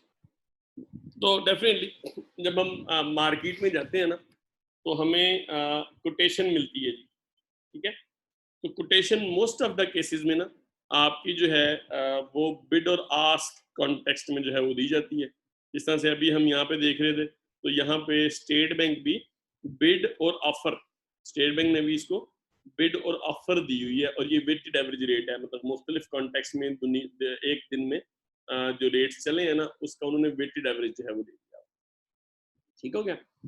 अच्छा, तो weighted average bid is the purchase price and offer is the selling price, या जिसको हम आस्क प्राइस भी बोलते हैं, offer is the selling price, ठीक है। तो होता अल्टीमेटली इस तरह से है कि हम क्या करते हैं, हम जब किसी डीलर के पास बेचने जाते हैं ना और वो डीलर खरीद रहा होता है तो हमें बिड रेट देता है। अच्छा, जब हम उससे खरीदने जाते हैं और वो हमें बेच रहा होता है तो वो हमें आस्क रेट देता है। इन दोनों का जो डिफरेंस होता है ना, ये थोड़ा डिफरेंस 153.18 और 153.55 में डिफरेंस है, ये ना स्प्रेड कहलाता है, जिसमें अगेन डीलर का कमीशन भी होता है, इसमें उसकी जो भी अगर कोई कॉस्ट वगैरह है, ट्रांजैक्शन कॉस्ट वगैरह, तो वो भी अगेन क्या है, वो भी अगेन इसको उसी तरह से जो है वो मिलती मिलाती है। ठीक हो गया? तो ideally there should be no rate discrepancies. Rate discrepancy से मुराद ये है कि आपका कंट्री में ना ये नहीं होना चाहिए कि एक जो डीलर है, डीलर ए है, डीलर ए आपको कह रहा है कि जी currency rate is 150/1 US dollar, ठीक है। और दूसरा डीलर आपको बी डीलर है, बी डीलर कह रहा है कि नहीं जी PKR 200/1 US डॉलर, ठीक हो गया। आज आप सिंपली है क्या कि आप क्या करें, आप ये 150 वाले से डॉलर खरीदें और 200 वाले को बेचना शुरू कर दें, ठीक है। ओवर द टाइम आप क्या होगा कि 150 वाले से खरीदते रहेंगे, 200 वाले को बेचना शुरू कर देंगे, तो ये ना आप ना बैठे बैठे 50 रुपए कमा लेंगे। और इस साइकिल को आप जितनी दफा रिपीट करेंगे उतनी ही ज्यादा आपकी जो है वो अर्निंग होगी। तो अगेन इसको हम आर्बिट्राज बोलते हैं कि अगर आप किसी भी कॉन्टेक्स्ट में इस तरह का कोई प्राइस डिफरेंशियल ढूंढ लें, ठीक है, तो आप सिंपली मतलब ये प्राइस डिफरेंशियल जरूरी नहीं है कि पाकिस्तान में हो सकता है कि ना इंटरनेशनल मार्केट में हो। मतलब सपोज आपने एक रेट लिया पाकिस्तान के डीलर से, एक रेट लिया यूके के डीलर से, अब इनका रेट डिफरेंट है। अब जब रेट डिफरेंट है तो आप क्या करेंगे, जो आपको सस्ता दे रहा है उससे आप जो है वो खरीदते रहेंगे, और जो आपको महंगा दे, जो आपसे महंगा ले रहा है उसको आप बेचते रहेंगे, और आप ना मुफ्त में पैसे कमा रहे होंगे। तो एक अच्छी मार्केट में there should be no rate discrepancies, क्योंकि फिर पॉसिबिलिटी आ जाती है आर्बिट्राज की। तो आर्बिट्राज की पॉसिबिलिटी अगर है तो करेंसी फिर बहुत ज्यादा उस तरह से फ्लक्चुएट कर सकती है, ठीक हो गया। तो मोस्ट ऑफ द केसेस में ये बिड और आस्क रेट्स पे आपके मामला जो है वो चल रहे होते हैं। यहाँ पे मैंने ना बिजनेस रिकॉर्डर की एक साइट है KHI स्टॉक्स, यहाँ से ये रेट्स जो है उठाए हुए हैं। ये 4, 3 और 30 मई का 30 अप्रैल का रेट जो है वो है, ठीक है। तो ये रेट्स प्रीवियस रेट्स हैं, उन्होंने भी बाइंग और सेलिंग के कॉन्टेक्स्ट में रेट्स उस तरह से जो है वो दिए हुए हैं। अच्छा, मतलब आप डिफरेंट सोर्सेज से अगर रेट्स देखोगे ना तो आपको ना डिफरेंट रेट मिल रहे होंगे। आपने स्टेट बैंक की साइड पे देखा, यहाँ पे रेट थोड़ा सा डिफरेंट होगा। फिर सपोज अगर आप जो है वो यहाँ पे देखोगे तो देखो यहाँ पे 152.59 है, ठीक है रेट, ठीक है। आप बिजनेस रिकॉर्डर पे देखोगे तो उसका रेट डिफरेंट होगा। आप एक डीलर के पास जाओगे उसका रेट डिफरेंट होगा, दूसरे डीलर के पास जाओगे तो उसका रेट भी जो है वो थोड़ा सा क्या होगा, थोड़ा सा डिफरेंट होगा, ठीक है। तो थोड़ा सा रेट उसका भी डिफरेंट होगा, ठीक हो गया। तो आपने क्या करना है, आपने जो रेट्स लेने हैं, ठीक है, वो जब भी आप सपोज जाते हैं तो definitely you try somehow you try कि आप ना रेट्स जो है वो अपने बेनिफिट के लिए उस तरह से रेट जो है, ठीक हो गया। तो आपको दो रेट्स मिलते हैं, एक बिड रेट होता है, एक आस्क या ऑफर रेट होता है। Bid rate is the by code के डीलर आपसे इतने में बाई करेगा, ठीक है, और ask rate is the selling code के डीलर आपको इतने में सेल करेगा। इनका जो डिफरेंस आता है उसको हम स्प्रेड बोलते हैं, ठीक है। अच्छा, अब स्प्रेड कुड बी एनीथिंग, लेकिन अगेन जो अगर थोड़ा सा डिफरेंस आ रहा होता है, सपोज जो है मतलब अगर हम इसको उल्टा कर दें ना, मतलब स्पेसिफिकली मैं कहता हूँ कि ये मैंने US डॉलर टू PKR लिखा है, तो अगर मैं इसको PKR टू US डॉलर उस तरह से जो है लिखूं तो दैट वुड बी 0.0066, ठीक है। अच्छा, अब अगेन द थिंग इज कि जो स्प्रेड यहाँ पे फिर कोट हो रहा हो, सपोज वो हो रहा हो 0.0066, ठीक है। ये हमारा जो है वो सपोज हम इसे ज्यूम कर लेते हैं कि ये हमारा जो है बिड रेट है, ठीक है, ये हमारा बिड रेट है सपोज, ठीक है। और हमारा दूसरा जो है ना वो आस्क रेट, मतलब सपोज मैं कहता हूँ कि दैट इज 0.0068। अब देखने में ना ये इतना ज्यादा डिफरेंस नहीं लग रहा, ठीक है, लेकिन अगेन द थिंग इज कि जब इन्हें हम एक्चुअल में कन्वर्ट कराते हैं ना तो ये काफी ज्यादा सारा डिफरेंस जो है वो समटाइम्स उस तरह से जो है वो बन जाता है। तो मोस्ट ऑफ द केसेस में फिर हम क्या करते हैं, हम इस स्प्रेड को ना हम परसेंटेज टर्म्स में देख लेते हैं, ठीक हो गया। तो हम इस स्प्रेड को परसेंटेज टर्म में देख लेते हैं। तो it is useful to express the spread in percentage terms. तो हम क्या करते हैं, बेसिकली आस्क में से बिड को माइनस करते हैं, मतलब स्प्रेड आ जाता है हमारे पास, उसको हम आस्क रेट से डिवाइड कर लेते हैं। जब हम उसे आस्क रेट से डिवाइड करते हैं ना तो हमारे पास ना स्प्रेड आ जाता है कि एक जो डीलर है वो कितना परसेंटेज जो है वो इस ट्रांजैक्शन से अर्न कर रहा है। अब spread could be different for different people and different currencies.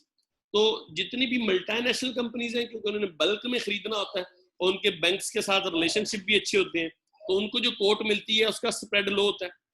जो लिक्विड करेंसी होती है, जिस तरह से सपोज हम कहते हैं dollar is a liquid currency, इसका स्प्रेड भी कम होता है। अगर हम पाकिस्तानी रुपये का स्प्रेड हम देखेंगे अमेरिका में जाके, तो उसका स्प्रेड जो है वो ज्यादा होगा, क्योंकि पाकिस्तानी रुपये उतनी लिक्विड करेंसी नहीं है, और जो लार्जर ट्रांजैक्शंस होती हैं उनका भी स्प्रेड जो है वो कम होता है।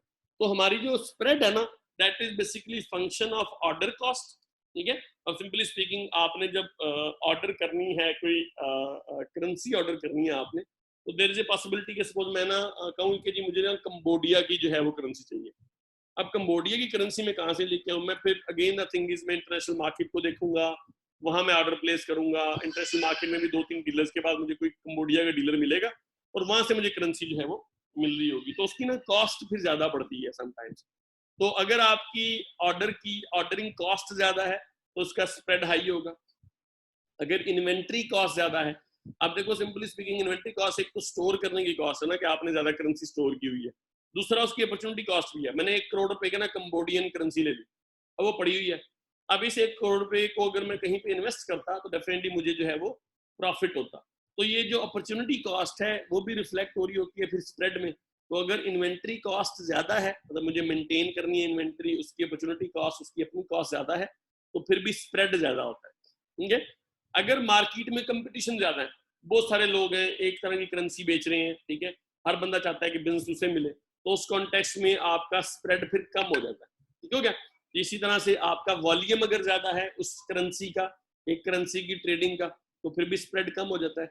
लास्टली, अगर करेंसी का रिस्क ज्यादा है, मतलब कुछ करेंसीज की वैल्यू स्टेबल होती है और कुछ करेंसीज की वैल्यू फ्लक्चुएट करती है। सपोज हम ये पाकिस्तान और यूएस डॉलर के अगेंस्ट ना, हम अगर इसको देखें ना, इसका ट्रेंड देखें, ठीक है, ये मैक्सिमम पे अगर मैं ले दूं तो ये मुझे ना दे रहा है कोई ट्रेंड 2006 से। 2006 में ना तकरीबन 60 रुपए थी वैल्यू जी डॉलर की, ठीक है। उसके बाद देखिए, उसके बाद ना इसकी वैल्यू ऐसा बढ़ती रही, फिर एकदम बढ़ी 100 पे चलेगी, ठीक है, फिर स्टेबल रही कुछ अरसा 100 पे, 110 पे, नून लीग का सारा दौर, ठीक है। और नून लीग के दौर के एंड में ना ये चढ़नी शुरू हुई और फिर एकदम से ना 167 पे पहुंच गई। तो अब अगेन द थिंग इज कि जब हम इस करेंसी की उस तरह से बात करते हैं ना, तो ये करेंसी स्टेबल नहीं है, ठीक है। तो अगर तो करेंसी की वैल्यू स्टेबल है, ज्यादा स्टेबल है, तो उसका जो है वो स्प्रेड कम होगा। अगर स्टेबल नहीं है, रिस्क ज्यादा है, तो उसका स्प्रेड जो है वो ज्यादा होगा। मतलब simply spread is the commission जो कि एजेंट या डीलर चार्ज कर रहे होते हैं। ठीक हो गया पुत्र, यहां तक ओके है?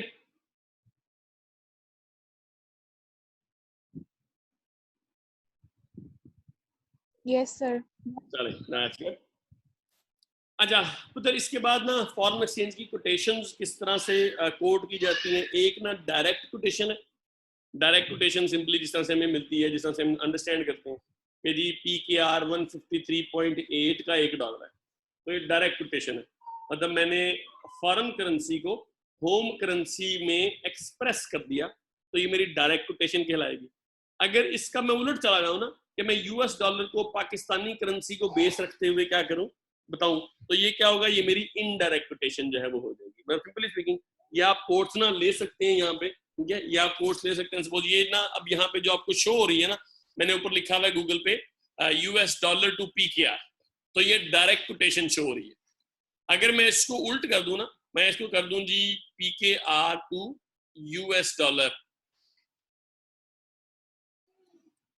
तो ये देखो मेरे पास ना अब इनडायरेक्ट कोटेशन उस तरह से जो है वो क्या होगी, इनडायरेक्ट कोटेशन मेरे पास उस तरह से जो है वो आ जाएगी, ठीक है। You can always do it. आप इसे कैसे कर सकते हैं, सिंपली आपके अगर इनडायरेक्ट कोटेशन आपने लेनी है, तो आप 1 से डायरेक्ट कोटेशन को डिवाइड कर दें। मतलब आप ना 1 डिवाइड बाई 153.8 करें, तो आपके पास ना इनडायरेक्ट कोटेशन आ जाएगी। इसी तरह से आप अदर वे अराउंड जाना चाहते हैं, तो आपके पास इनडायरेक्ट कोटेशन है, आप डायरेक्ट कोटेशन में जाना चाह रहे हैं, तो आप दोबारा से 1 से इनडायरेक्ट कोटेशन को डिवाइड करें, आपके पास डायरेक्ट कोटेशन उस तरह से जो है वो आ जाएगी। ठीक हो गया। तो सिंपली स्पीकिंग, सपोज अगर आप लाइक पाकिस्तान में है, तो आपको पाकिस्तानी मार्केट में आपको जो कोटेशन मिलती है that is the direct quotation. लेकिन यही कोटेशन अगर आप जो है यूएस की मार्केट से लेंगे, तो आपको क्या होगी, आपको डेफिनेटली वो अपनी करेंसी के हिसाब से कोटेशन देंगे, तो आपको ना इनडायरेक्ट कोटेशन उस तरह से जो है वो मिल रही होगी। लेकिन you can again you can easily convert this direct quotation into indirect quotation और indirect quotation into direct quotation। ठीक है, तो ऑब्वियस सी बात है कि दोनों quotations एक दूसरे से जो है वो लिंक होती हैं। ठीक है। अगर आपकी डायरेक्ट कोटेशन एप्रिसिएट होती है, जैसे आजकल पाकिस्तान की जो वैल्यू है वो एप्रिसिएट कर रही है, ठीक है। आपने देखा होगा कि 1960 से लेके ना सिंपली इसको ना हम यहाँ पे ग्राफ में भी उस तरह से जो देख लेते हैं। और देखें ये ना हमारी डायरेक्ट कोटेशन है, इसमें देखें हमारी वैल्यू ना ओवर द टाइम, मैं इसको कर रहा हूँ जी पिछले एक ईयर में, तो पिछले एक ईयर में ना हमारा वैल्यू 168 से लेके 152 पे आई है, तो हमारी करेंसी स्ट्रेंथन हो रही है, ठीक है। तो हमारी वैल्यू एप्रिसिएट कर रही है, ठीक है। यही चीज अगर मैं इनडायरेक्ट कोटेशन में देखूं, तो इनडायरेक्ट कोटेशन में पिछले एक साल में देखें, इनडायरेक्ट कोटेशन में पिछले एक साल में, क्योंकि बहुत ज्यादा पॉइंट्स का फर्क है, ठीक है, तो पॉइंट्स के फर्क में अगेन द थिंग इज के क्या हुआ है, इनकी करेंसी डेप्रिसिएट थोड़ी सी उस तरह से जो है वो आपको जो डेप्रिसिएशन का ट्रेंड उस तरह से जो है वो मिल रहा होगा, ठीक हो गया। तो अल्टीमेटली होता क्या है, होता ये है कि जब आपकी एक करेंसी एप्रिसिएट करती है तो ऑब्वियस सी बात है कि इसका आपकी पाकिस्तान की करेंसी एप्रिसिएट कर रही है, तो आपकी जो दूसरी करेंसी है वो डेप्रिसिएट कर रही होती है। तो सेम लाइक जब डायरेक्ट कोटेशन एप्रिसिएट करेगी आपकी, सिंपली आपकी वैल्यू 153 की जगह 150 हो जाएगी, ठीक है। तो ऑब्वियस सी बात है कि इनडायरेक्ट कोटेशन क्या होगी, ये डेप्रिसिएट करेगी, ठीक हो गया बेटा। तो ये जो है ना आपका डायरेक्ट और इनडायरेक्ट कोटेशन का है। अगर आप पाकिस्तान से कोटेशन लेंगे तो आपको डायरेक्ट कोटेशन मिलेगी, अगर आप यूएस से कोटेशन लेंगे पाकिस्तानी करेंसी की तो आपको वहां पे इनडायरेक्ट कोटेशन उस तरह से जो है मिलेगी, लेकिन आप जो है इसको एक दूसरे के साथ जो है वो कन्वर्ट कर सकते हैं, ठीक है पुत्र। यहाँ तक कोई इशू? No sir. चले, इसके बाद पुत्र ना क्रॉस एक्सचेंज रेट्स भी होते हैं।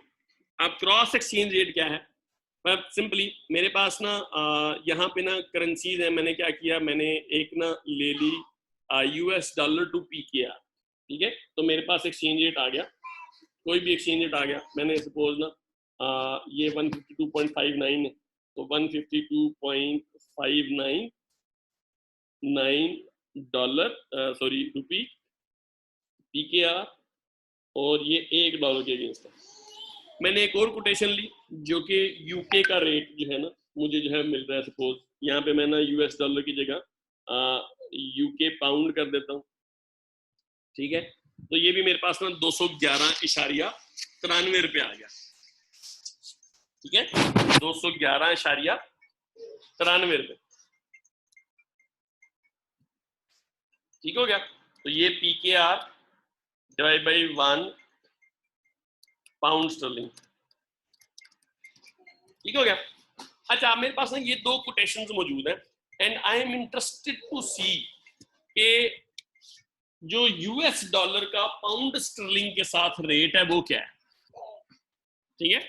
मतलब यूएस डॉलर का पाउंड स्टर्लिंग के साथ जो है रेट है वो क्या है। तो फिर मैं क्या करता हूं, मैं ना क्रॉस रेट निकालता हूं।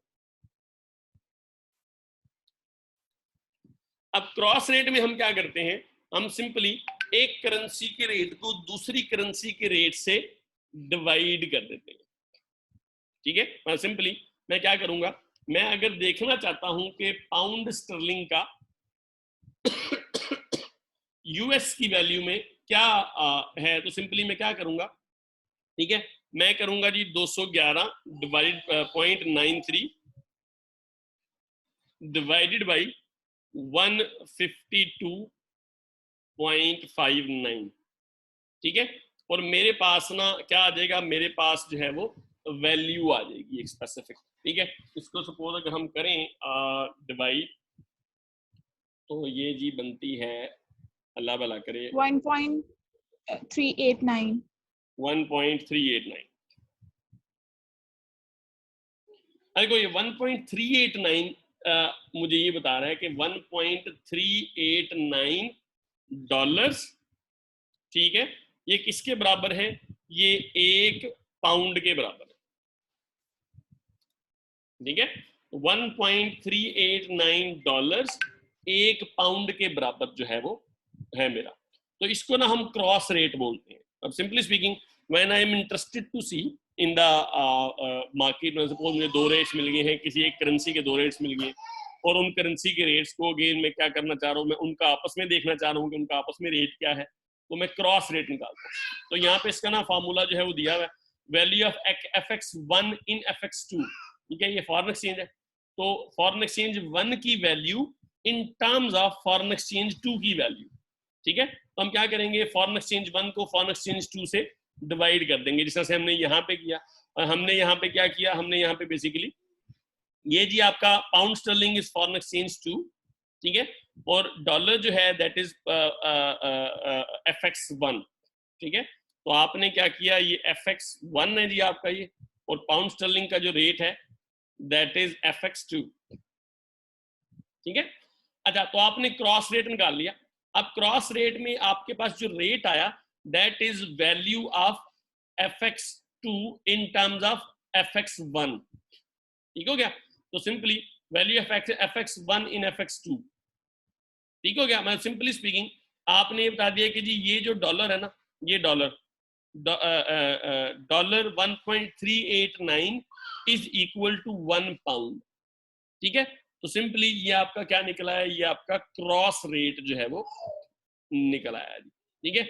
आपकी बुक जो है मैं आपको बुक दे दूंगा, बुक में भी ये एग्जांपल इसी तरह से जो है वो करेंसीज उसमें डिफरेंट होंगी, लेकिन ये एग्जांपल जो है वो इसी तरह से कोट जो है वो हुई हुई है। Sometimes it can be confusing, ठीक हो गया, क्योंकि हमारे पास अल्टीमेटली जो वैल्यू निकल रही होती है ना वो FX2 की निकल रही होती है। मतलब यहाँ पे अगेन द थिंग इज कि हमने जिसको डिवाइड करते हैं ना हम, ठीक है, उसकी वैल्यू निकल रही होती है। मतलब डिवाइड हमने डॉलर से किया तो हमारे पास आंसर भी डॉलर में आ रहा है कि 1.389 dollar is equal to 1 pound, ठीक है। तो this is value of FX1, ठीक है, इन FX2, ठीक है। तो वैल्यू ऑफ FX1, ठीक है, FX1 is dollar, value of dollar in value of pound हमारे पास उस तरह से जो है वो आ रहा होता है जी, ठीक हो गया पुत्र, यहाँ तक क्लियर है? जी सर। चलें जी, लास्टली पुत्र ये आखिरी स्लाइड है हमारी इस स्पेसिफिक टॉपिक की। हमने अभी तक ना स्पॉट मार्केट देखी, और स्पॉट मार्केट में फिर कोटेशंस किस तरह से चलती हैं हमने जो है वो देख लिया, ठीक है। मतलब और कोटेशन को हम किस तरह से कन्वर्ट कर सकते हैं, डायरेक्ट को इनडायरेक्ट में, इनडायरेक्ट को डायरेक्ट में, और क्रॉस एक्सचेंज रेट हम किस तरह से हासिल कर सकते हैं, ये हमने देख लिया। अब हमारे पास ना नेक्स्ट इज करेंसी डेरिवेटिव्स, ठीक हो गया। अब स्पॉट रेट के अलावा ना हमारे पास फॉरवर्ड मार्केट भी चल रही होती है, तो जिसमें क्या होता है, जिसमें करेंसी के डेरिवेटिव्स ट्रेड हो रहे होते हैं। अब करेंसी डेरिवेटिव में अगेन जो वैल्यू ऑफ दैट डेरिवेटिव है that is derived from some underlying currency, ठीक है। सिंपली स्पीकिंग हमारा वो डेरिवेटिव इज ए कॉन्ट्रैक्ट। मैं डीलर के पास जाता हूँ, डीलर को कहता हूँ कि भाई मुझे डॉलर खरीदने हैं 6 महीने के बाद, तो डीलर मुझे एक रेट दे देता है। अब जैसे जैसे डॉलर की एक्चुअल वैल्यू फ्लक्चुएट करेगी वैसे वैसे मेरे जो डेरिवेटिव है उसकी वैल्यू भी फ्लक्चुएट करेगी। तो हमारे पास ना यहाँ पे 3 डेरिवेटिव्स होते हैं। एक तो हम बोलते हैं फॉरवर्ड कॉन्ट्रैक्ट, एक होता है फ्यूचर कॉन्ट्रैक्ट, और एक होता है ऑप्शंस। फॉरवर्ड और फ्यूचर जो है ये ऑलमोस्ट सेम होते हैं, सिवाय इसके कि फॉरवर्ड कस्टमाइज कॉन्ट्रैक्ट होता है। आप जाते हो, आप बताते हो कि मुझे $100 चाहिए, $50 चाहिए, $1000 चाहिए। आप बताते हो कि आपको डॉलर जो है वो 6 महीने बाद चाहिए, 5 दिन बाद चाहिए, या 2 साल बाद चाहिए, ठीक है। इसी तरह से अगेन द थिंग इज कि आप ही अगेन आप जो है उसकी सेटलमेंट डेट, आप उसकी सेटलमेंट प्लेस, हर चीज आप अपनी मर्जी से तय करते हैं, ठीक हो गया। तो forward contract basically specifies the currencies to be exchange, कि पाकिस्तानी करेंसी और डॉलर जो है वो एक्सचेंज होगा, ठीक है। तो उसमें अगेन द थिंग इज कि आप अपने आप ना पाकिस्तानी करेंसी को कंबोडियन करेंसी के अगेंस्ट करा सकते हैं, ठीक है। द एक्सचेंज रेट क्या होगा, 6 महीने के बाद जो भी एक्सचेंज रेट मतलब जो भी आपको रेट मिलता है उसके हिसाब से आपका जो है वो चलेगा। And date at which the transaction will occur, तो आप अपनी मर्जी से 3 चीजें आपने डिसाइड की, करेंसी, दूसरी एक्सचेंज रेट, डेट, और तीसरी चीज डेट। ये आपने अपनी मर्जी से कोई भी कस्टमाइज बेसिस पे ना आपने जो है वो डिसाइड कर ली। तो forward contract is mostly used for hedging, ठीक है। इसमें सिर्फ डीलर्स मार्केट बनाते हैं, ना अपना फॉरेन करेंसी के डीलर के पास जाएंगे, और डीलर जो है ना वो क्या कर रहा होगा, डीलर आपको एक रेट दे रहा होगा, ठीक है। तो डीलर आपको रेट देगा और उस रेट पे आपके मामला डीलर के साथ तय पा जाएंगे, और आपका कॉन्ट्रैक्ट जो है वो शुरू हो जाएगा। ठीक है, इसमें अगेन लिक्विडिटी के थोड़े से इश्यूज होते हैं कि जो बड़ी करेंसीज है US dollar, pound sterling, euro वगैरह, इनके जो फॉरवर्ड कॉन्ट्रैक्ट हैं ये ज्यादा लिक्विड होते हैं, मतलब सिंपली आपको इजीली मिल जाता है फॉरवर्ड कॉन्ट्रैक्ट इनका। अगर आप कंबोडियन करेंसी में लेने जाओगे ना तो आपको जो है कंबोडियन करेंसी में इजीली इस तरह से जो है वो नहीं मिलेगा। ठीक हो गया, तो अगेन इसकी लिक्विडिटी के थोड़े से इश्यूज जो है वो हो सकते हैं। Future contract on the other hand is a standardized contract, it specifies a standard volume of a particular currency. ठीक है, वहां पे आपने बताया था कि जी $500 चाहिए, यहाँ पे $1000 है तो $1000 ही होगा, आप $1000 से कम में नहीं ट्रेड कर सकते, नहीं खरीद सकते। ठीक है, करेंसी भी पर्टिकुलर होगी और फ्यूचर आपको मिलते हैं पर्टिकुलर करेंसीज के। कंबोडियन करेंसी तो पाकिस्तानी करेंसी का आपको फ्यूचर हो सकता है कि ना मिलेगी। ठीक है, to be exchange on a specific settlement date, तो इसकी सेटलमेंट डेट भी मोस्ट ऑफ द केसेस में स्पेसिफिक होती है। मोस्ट ऑफ द केसेस में सपोज जून है तो हर साल ना वो जून में मैच्योर होगा। अच्छा, तो फ्यूचर कॉन्ट्रैक्ट्स जो हैं these are used both for hedging and speculation, अब इनको आप ना इन्वेस्टमेंट पर्पस के लिए भी इस्तेमाल कर सकते हैं और ये एक्सचेंज ट्रेडेड होते हैं। मतलब सिंपली ये आप किसी डीलर के पास नहीं जाते, आप जो है डेरिवेटिव मार्केट में जाते हो और आप डेरिवेटिव मार्केट में जाके वहां पे देखते हो कि जी डेरिवेटिव ट्रेड हो रहा है और आप उससे जो है वो रेट रूट लेके और अपने मामला चला लेते हो। हम सपोज हम कहते हैं कि दुनिया की जो सबसे बड़ी एक्सचेंज है ना वो है जी शिकागो मर्केंटाइल एक्सचेंज।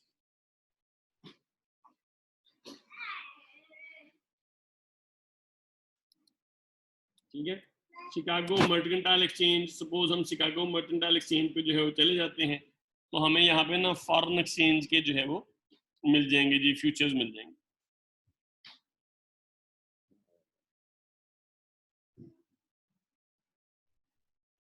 देखिए ये हमारे पास ना फ्यूचर्स है इसमें ये फॉरेन एक्सचेंज के फ्यूचर जो है वो आ रहे हैं। खैर ये अमेरिकन कॉन्टेक्स्ट में है, ये जी कैनेडियन डॉलर का फ्यूचर है।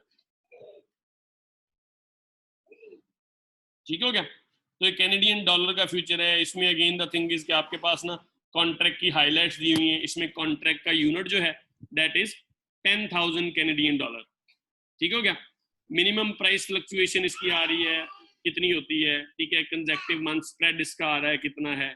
ठीक है, प्रोडक्ट मूड है। ठीक है, मतलब ये अगेन द थिंग इज कि इसकी ट्रेडिंग आवर्स और बाकी सारे के सारे मामला जो है वो आप यहाँ पे देख सकते हैं।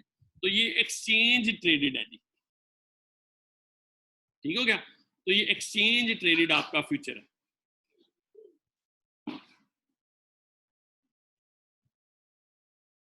ठीक है जी, तो मतलब अगेन आप इसकी ऐसे ना स्पेक्स वगैरह तो देख सकते हैं। ठीक है, ये फिजिकल डिलीवरी है इसकी, कैंडिडेट सेटलमेंट प्रोसीजर है, मतलब यहाँ पे किस तरह से होगा किस तरह से नहीं होगा।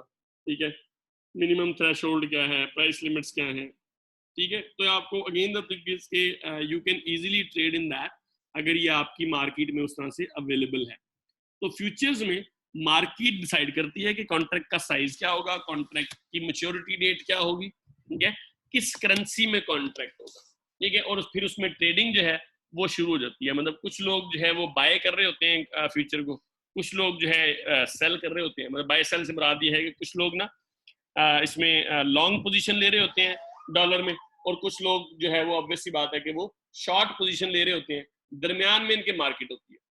ठीक है, तो जैसे जैसे इसमें भी अगेन वही चीज है डिमांड और सप्लाई का।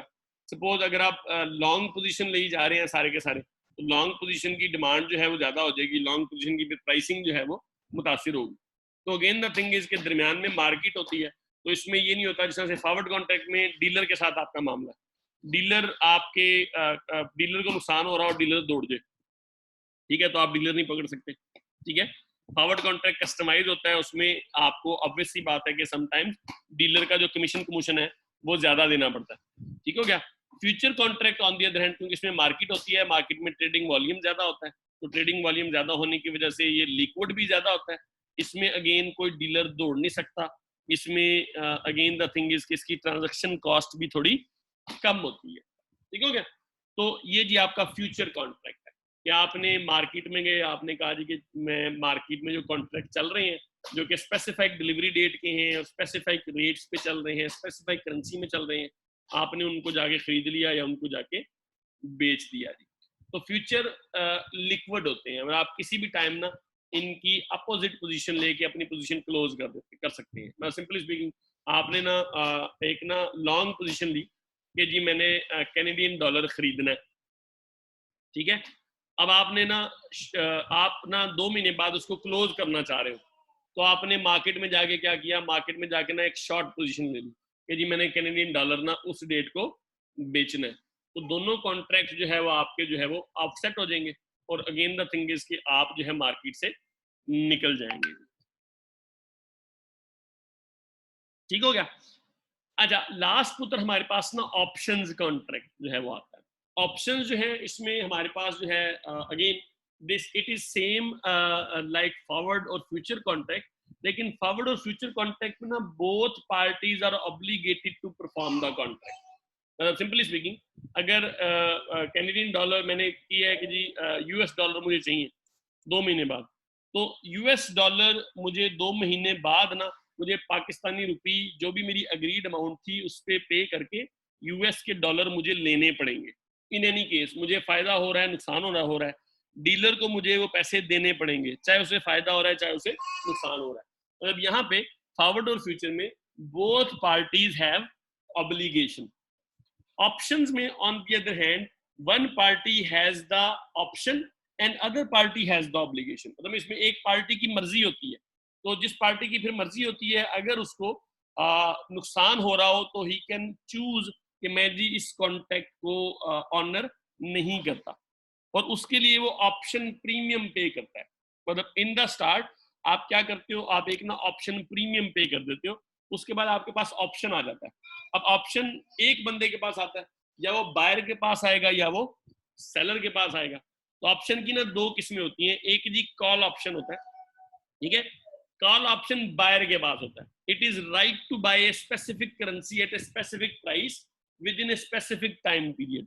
और अगर मेरे पास कॉल ऑप्शन है तो आई हैव द ऑप्शन कि मैं बाय करूं या बाय ना करूं, ठीक है। इसी तरह से मैं पुट ऑप्शन भी खरीद सकता हूं, तो पुट ऑप्शन के कॉन्टेक्स्ट में आई हैव द ऑप्शन कि मैं सेल करूं या मैं सेल ना करूं, ठीक हो गया। तो call option is the right to buy a specific currency, put option is the right to sell a specific currency. तो अगर कॉल ऑप्शन में अगर बायर को नुकसान हो रहा है तो ऑब्वियस सी बात है कि फिर बायर उसको एग्जीक्यूट नहीं करेगा, ठीक है। लेकिन सेलर को इसको एग्जीक्यूट करना ही करना होगा, क्योंकि ऑप्शन बायर के पास है, सेलर के पास नहीं है, ठीक है। इसी तरह से अगर आपका पुट ऑप्शन है तो पुट ऑप्शन में अगेन द थिंग इज कि आपके पास जो सेलर है उसके पास ऑप्शन होता है। तो पुट ऑप्शन में जो बायर है उसको अपनी ऑब्लिगेशन को मीट करना ही करना है, लेकिन सेलर जो है उसकी मर्जी होती है, अगर उसको नुकसान हो रहा होगा तो वो क्या करेगा, वो ऑब्लिगेशन को मीट नहीं करेगा, वरना ऑब्लिगेशन को मीट कर लेगा। तो ऑप्शन बेसिकली क्या कहते हैं, दीज प्रोवाइड मोर फ्लेक्सिबिलिटी, ठीक है। और ये जो है आप मार्केट ट्रेडेड भी होते हैं, और ये डीलर के साथ भी, मतलब इसको आप कस्टमाइज भी कर सकते हैं डीलर के साथ मिलके, और ये मार्केट में भी उस तरह से ट्रेड जो है वो हो रहा होता है। शिकागो मर्केंटाइल एक्सचेंज में भी अगर हम उस तरह से देखें तो यहाँ पे दोनों चीजें आपको जो है मिल रही होती हैं, आपको जो है वो फ्यूचर भी मिल रहा होता है और आपको जो है वो ऑप्शन भी उस तरह से जो है वो मिल रहा होता है। देखिए यहाँ पे ना 2 चीजें हैं, एक ओपीटी है, ओपीटी इज ऑप्शन, ठीक है, और ये 6M1 है या CM1 है, ठीक है। ये आपका जो है वो क्या है, ये आपका फॉरवर्ड है। तो आप अगेन द थिंग इज आप ऑप्शन का भी उस तरह से जो है वो रेट ले सकते हैं, ठीक है। तो ये ऑप्शन का रेट है जी, ऑप्शन के रेट्स भी आप उस तरह से, ये आपके पास काफी ज्यादा सारे रेट्स आ जाएंगे, ठीक है। इनकी सेटलमेंट डेट आ जाएगी, इनकी स्ट्राइक प्राइस आ जाएगी, ठीक है। इनकी डिफरेंट इनके जो भी मतलब ये कॉल्स आ रहे हैं और ये पुट्स आ रहे हैं, दोनों चीजें आपके पास यहाँ पे क्या है अवेलेबल जो है वो है, ठीक हो गया। तो अल्टीमेटली द थिंग इज के sometimes we also deal in derivatives, क्योंकि आपको आपके ना कॉन्ट्रैक्ट होते हैं, आपको एक चीज आपने भेजी है, आपके पास हो सकता है 2, 3, 4, 5, 6 महीने के बाद पेमेंट आए, और जब पेमेंट आए आपको लग रहा है कि नहीं उस टाइम हो सकता है कि करेंसी हमारी जो है वो एप्रिशिएट हो चुकी हो, ठीक है। तो आप पहले से ना कॉन्ट्रैक्ट में एंटर हो जाते हैं। इसी तरह से आपने पेमेंट्स करनी होती है, सपोज आपकी पेमेंट्स हैं, आपने ना अगले 4 साल में चीजें ना इम्पोर्ट करनी है, तो आप 4 साल के ना अगले कॉन्ट्रैक्ट कर लेते हैं कि मुझे फलानी फलानी डेट पे इस डेट पे इतने $, जो है वो चाहिए, ताकि आपकी अनसर्टेनिटी क्या हो जाए, मिनिमाइज हो जाएगी। ठीक हो गया पुत्र? तो यहां तक किसी को कोई इशू है तो पुत्र मुझसे पूछ लें आप। सर ये फॉरवर्ड और फ्यूचर दोनों में स्पेसिफिक चीजें, इसमें चेंज क्या है? उधर फॉरवर्ड मैं यहाँ बता रहा हूँ, देखो फॉरवर्ड जो है ना, जो चेंज है, फॉरवर्ड बेसिकली आपका होता है, फॉरवर्ड इज कस्टमाइज्ड। कस्टमाइजेशन किस किस चीज में हो सकती है कि अमाउंट कितनी होगी, amount can be like $500, amount can be $1000, amount can be $12,375.56। ठीक है। अच्छा, इसी तरह से आप जो है करेंसी भी यहाँ पे ना अपनी मर्जी की आपकी होती है, मतलब आप चाहते हैं यूएस डॉलर का मिले, यूएस डॉलर का मिलेगा। आप चाहते हैं कि जी आपको जो है वो कंबोडियन करेंसी जो भी है, ठीक है, उसका चाहते हैं, उसका मिलेगा। आप चाहते हैं कि आपको ईरान के रियाल में मिले तो आपको ईरान के रियाल में मिलेगा। तो करेंसी भी आप अपनी मर्जी से सेट करेंगे डीलर के साथ। ठीक है। उसके बाद आपकी जो सेटलमेंट डेट है वो भी आप अपनी मर्जी से करेंगे कि जी मुझे 1 मंथ के बाद चाहिए, ठीक है, ठीक है, मुझे जो है वो अगेन 1 वीक के बाद चाहिए, ठीक है, मुझे जो है वो 2 years, ठीक है, 2 years 3 months 5 days के बाद चाहिए। आपकी मर्जी है। ठीक हो गया कि आपने जो है वो अपने लिहाज से इसको जो है वो कॉन्ट्रैक्ट को मोल्ड करना है। ठीक हो गया। तो फॉरवर्ड जो है it is between dealer and हेजर। ठीक है। अब जो डीलर है और हेजर है वो मिलके डिसाइड करेंगे जी कि क्या मामलात हैं, किस तरह से जो है वो चलना है। जो पुत्र फ्यूचर है ना, future is standardized in nature. Standardize से मुराद ये है कि यहाँ पे ना आप ये नहीं बता सकते कि कौन सी करेंसी कितनी अमाउंट की करेंसी, इसमें जो अमाउंट है ना वो स्पेसिफिक होगी। मतलब वहां पे जैसे हमने अभी पढ़ा कि जी वहां पे ना 10,000 कैनेडियन डॉलर थे, तो 10,000 कैनेडियन डॉलर है तो फिर 10,000 कैनेडियन डॉलर ही है। मुझे हो सकता है ईरानी रियाल कंबोडियन करेंसी का फ्यूचर मिले ही ना। ठीक है। क्योंकि मार्केट में वो ट्रेड, ऑब्वियसली बात है, मार्केट सिर्फ उस चीज को एंटरटेन करेगी जिसका वॉल्यूम ज्यादा होगा, जिसमें लोग ज्यादा इंटरेस्टेड होंगे, बायर भी होंगे सेलर भी होंगे। अब कंबोडियन करेंसी में जो है बायर और सेलर नहीं होंगे तो कंबोडियन करेंसी का फ्यूचर मुझे नहीं मिलेगा। ठीक है। तो $100,000 का मतलब $1,000 है, मैं अपनी मर्जी से अमाउंट नहीं सेट कर सकता। ठीक हो गया। दूसरा, करेंसी भी उसमें स्पेसिफिक होती है, मतलब I have few options, few options, ठीक है, few liquid currencies। आपको कुछ लिक्विड करेंसीज के ऑप्शन मिलते हैं। ठीक है। आपको लिक्विड करेंसी से ज्यादा किसी का ऑप्शन नहीं मिल सकता, मतलब आप कंबोडियन डॉलर में, ईरानी रियाल में नहीं कर सकते। ठीक हो गया। तीसरा, इसकी सेटलमेंट डेट जो है ना ये भी स्पेसिफिक होती है, मतलब मुख्तलिफ कॉन्ट्रैक्ट्स की मुख्तलिफ होती है, लेकिन अगेन द थिंग इज कि वो चल क्या रही होती है, वो सपोज ना एवरी ईयर, ठीक है, every year on first Monday of June, ये जी कॉन्ट्रैक्ट, ये जी सेटलमेंट डेट है। तो हर दफा सेटलमेंट डेट यही होगी फिर। ठीक है। मतलब आप अपनी मर्जी से नहीं कह सकते कि जी सेटलमेंट डेट क्या होनी है, सेटलमेंट डेट जो है वो किस तरह से होनी है और क्या होनी है। ठीक हो गया पुत्र। तो जो बेसिक डिफरेंस है वो इसकी कस्टमाइजेशन, ठीक है, और स्टैंडर्डाइजेशन का है कि फॉरवर्ड को आप अपनी मर्जी से कस्टमाइज कर सकते हो अपनी नीड के मुताबिक, ठीक है, और फ्यूचर को नहीं कर सकते। फॉरवर्ड हमेशा से बिटवीन डीलर एंड हेजर होता है और फ्यूचर हमेशा से बिटवीन हेजर एंड मार्केट होता है।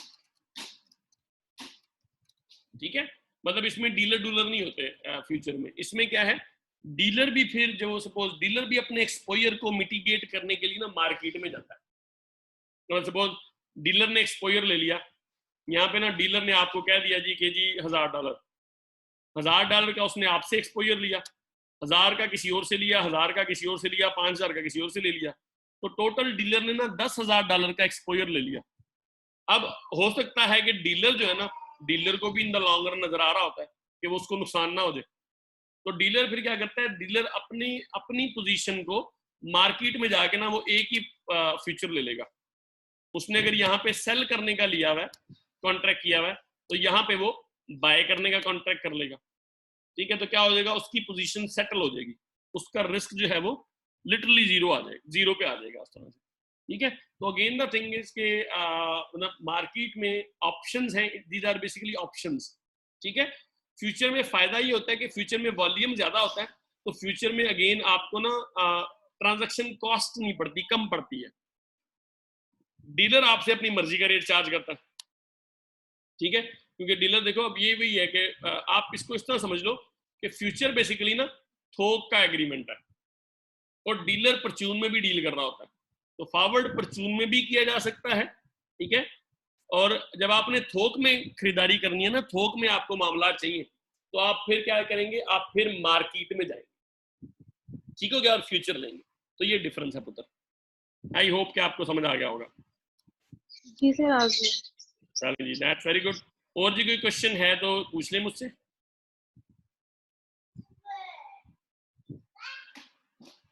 नहीं है जी? No sir. No sir.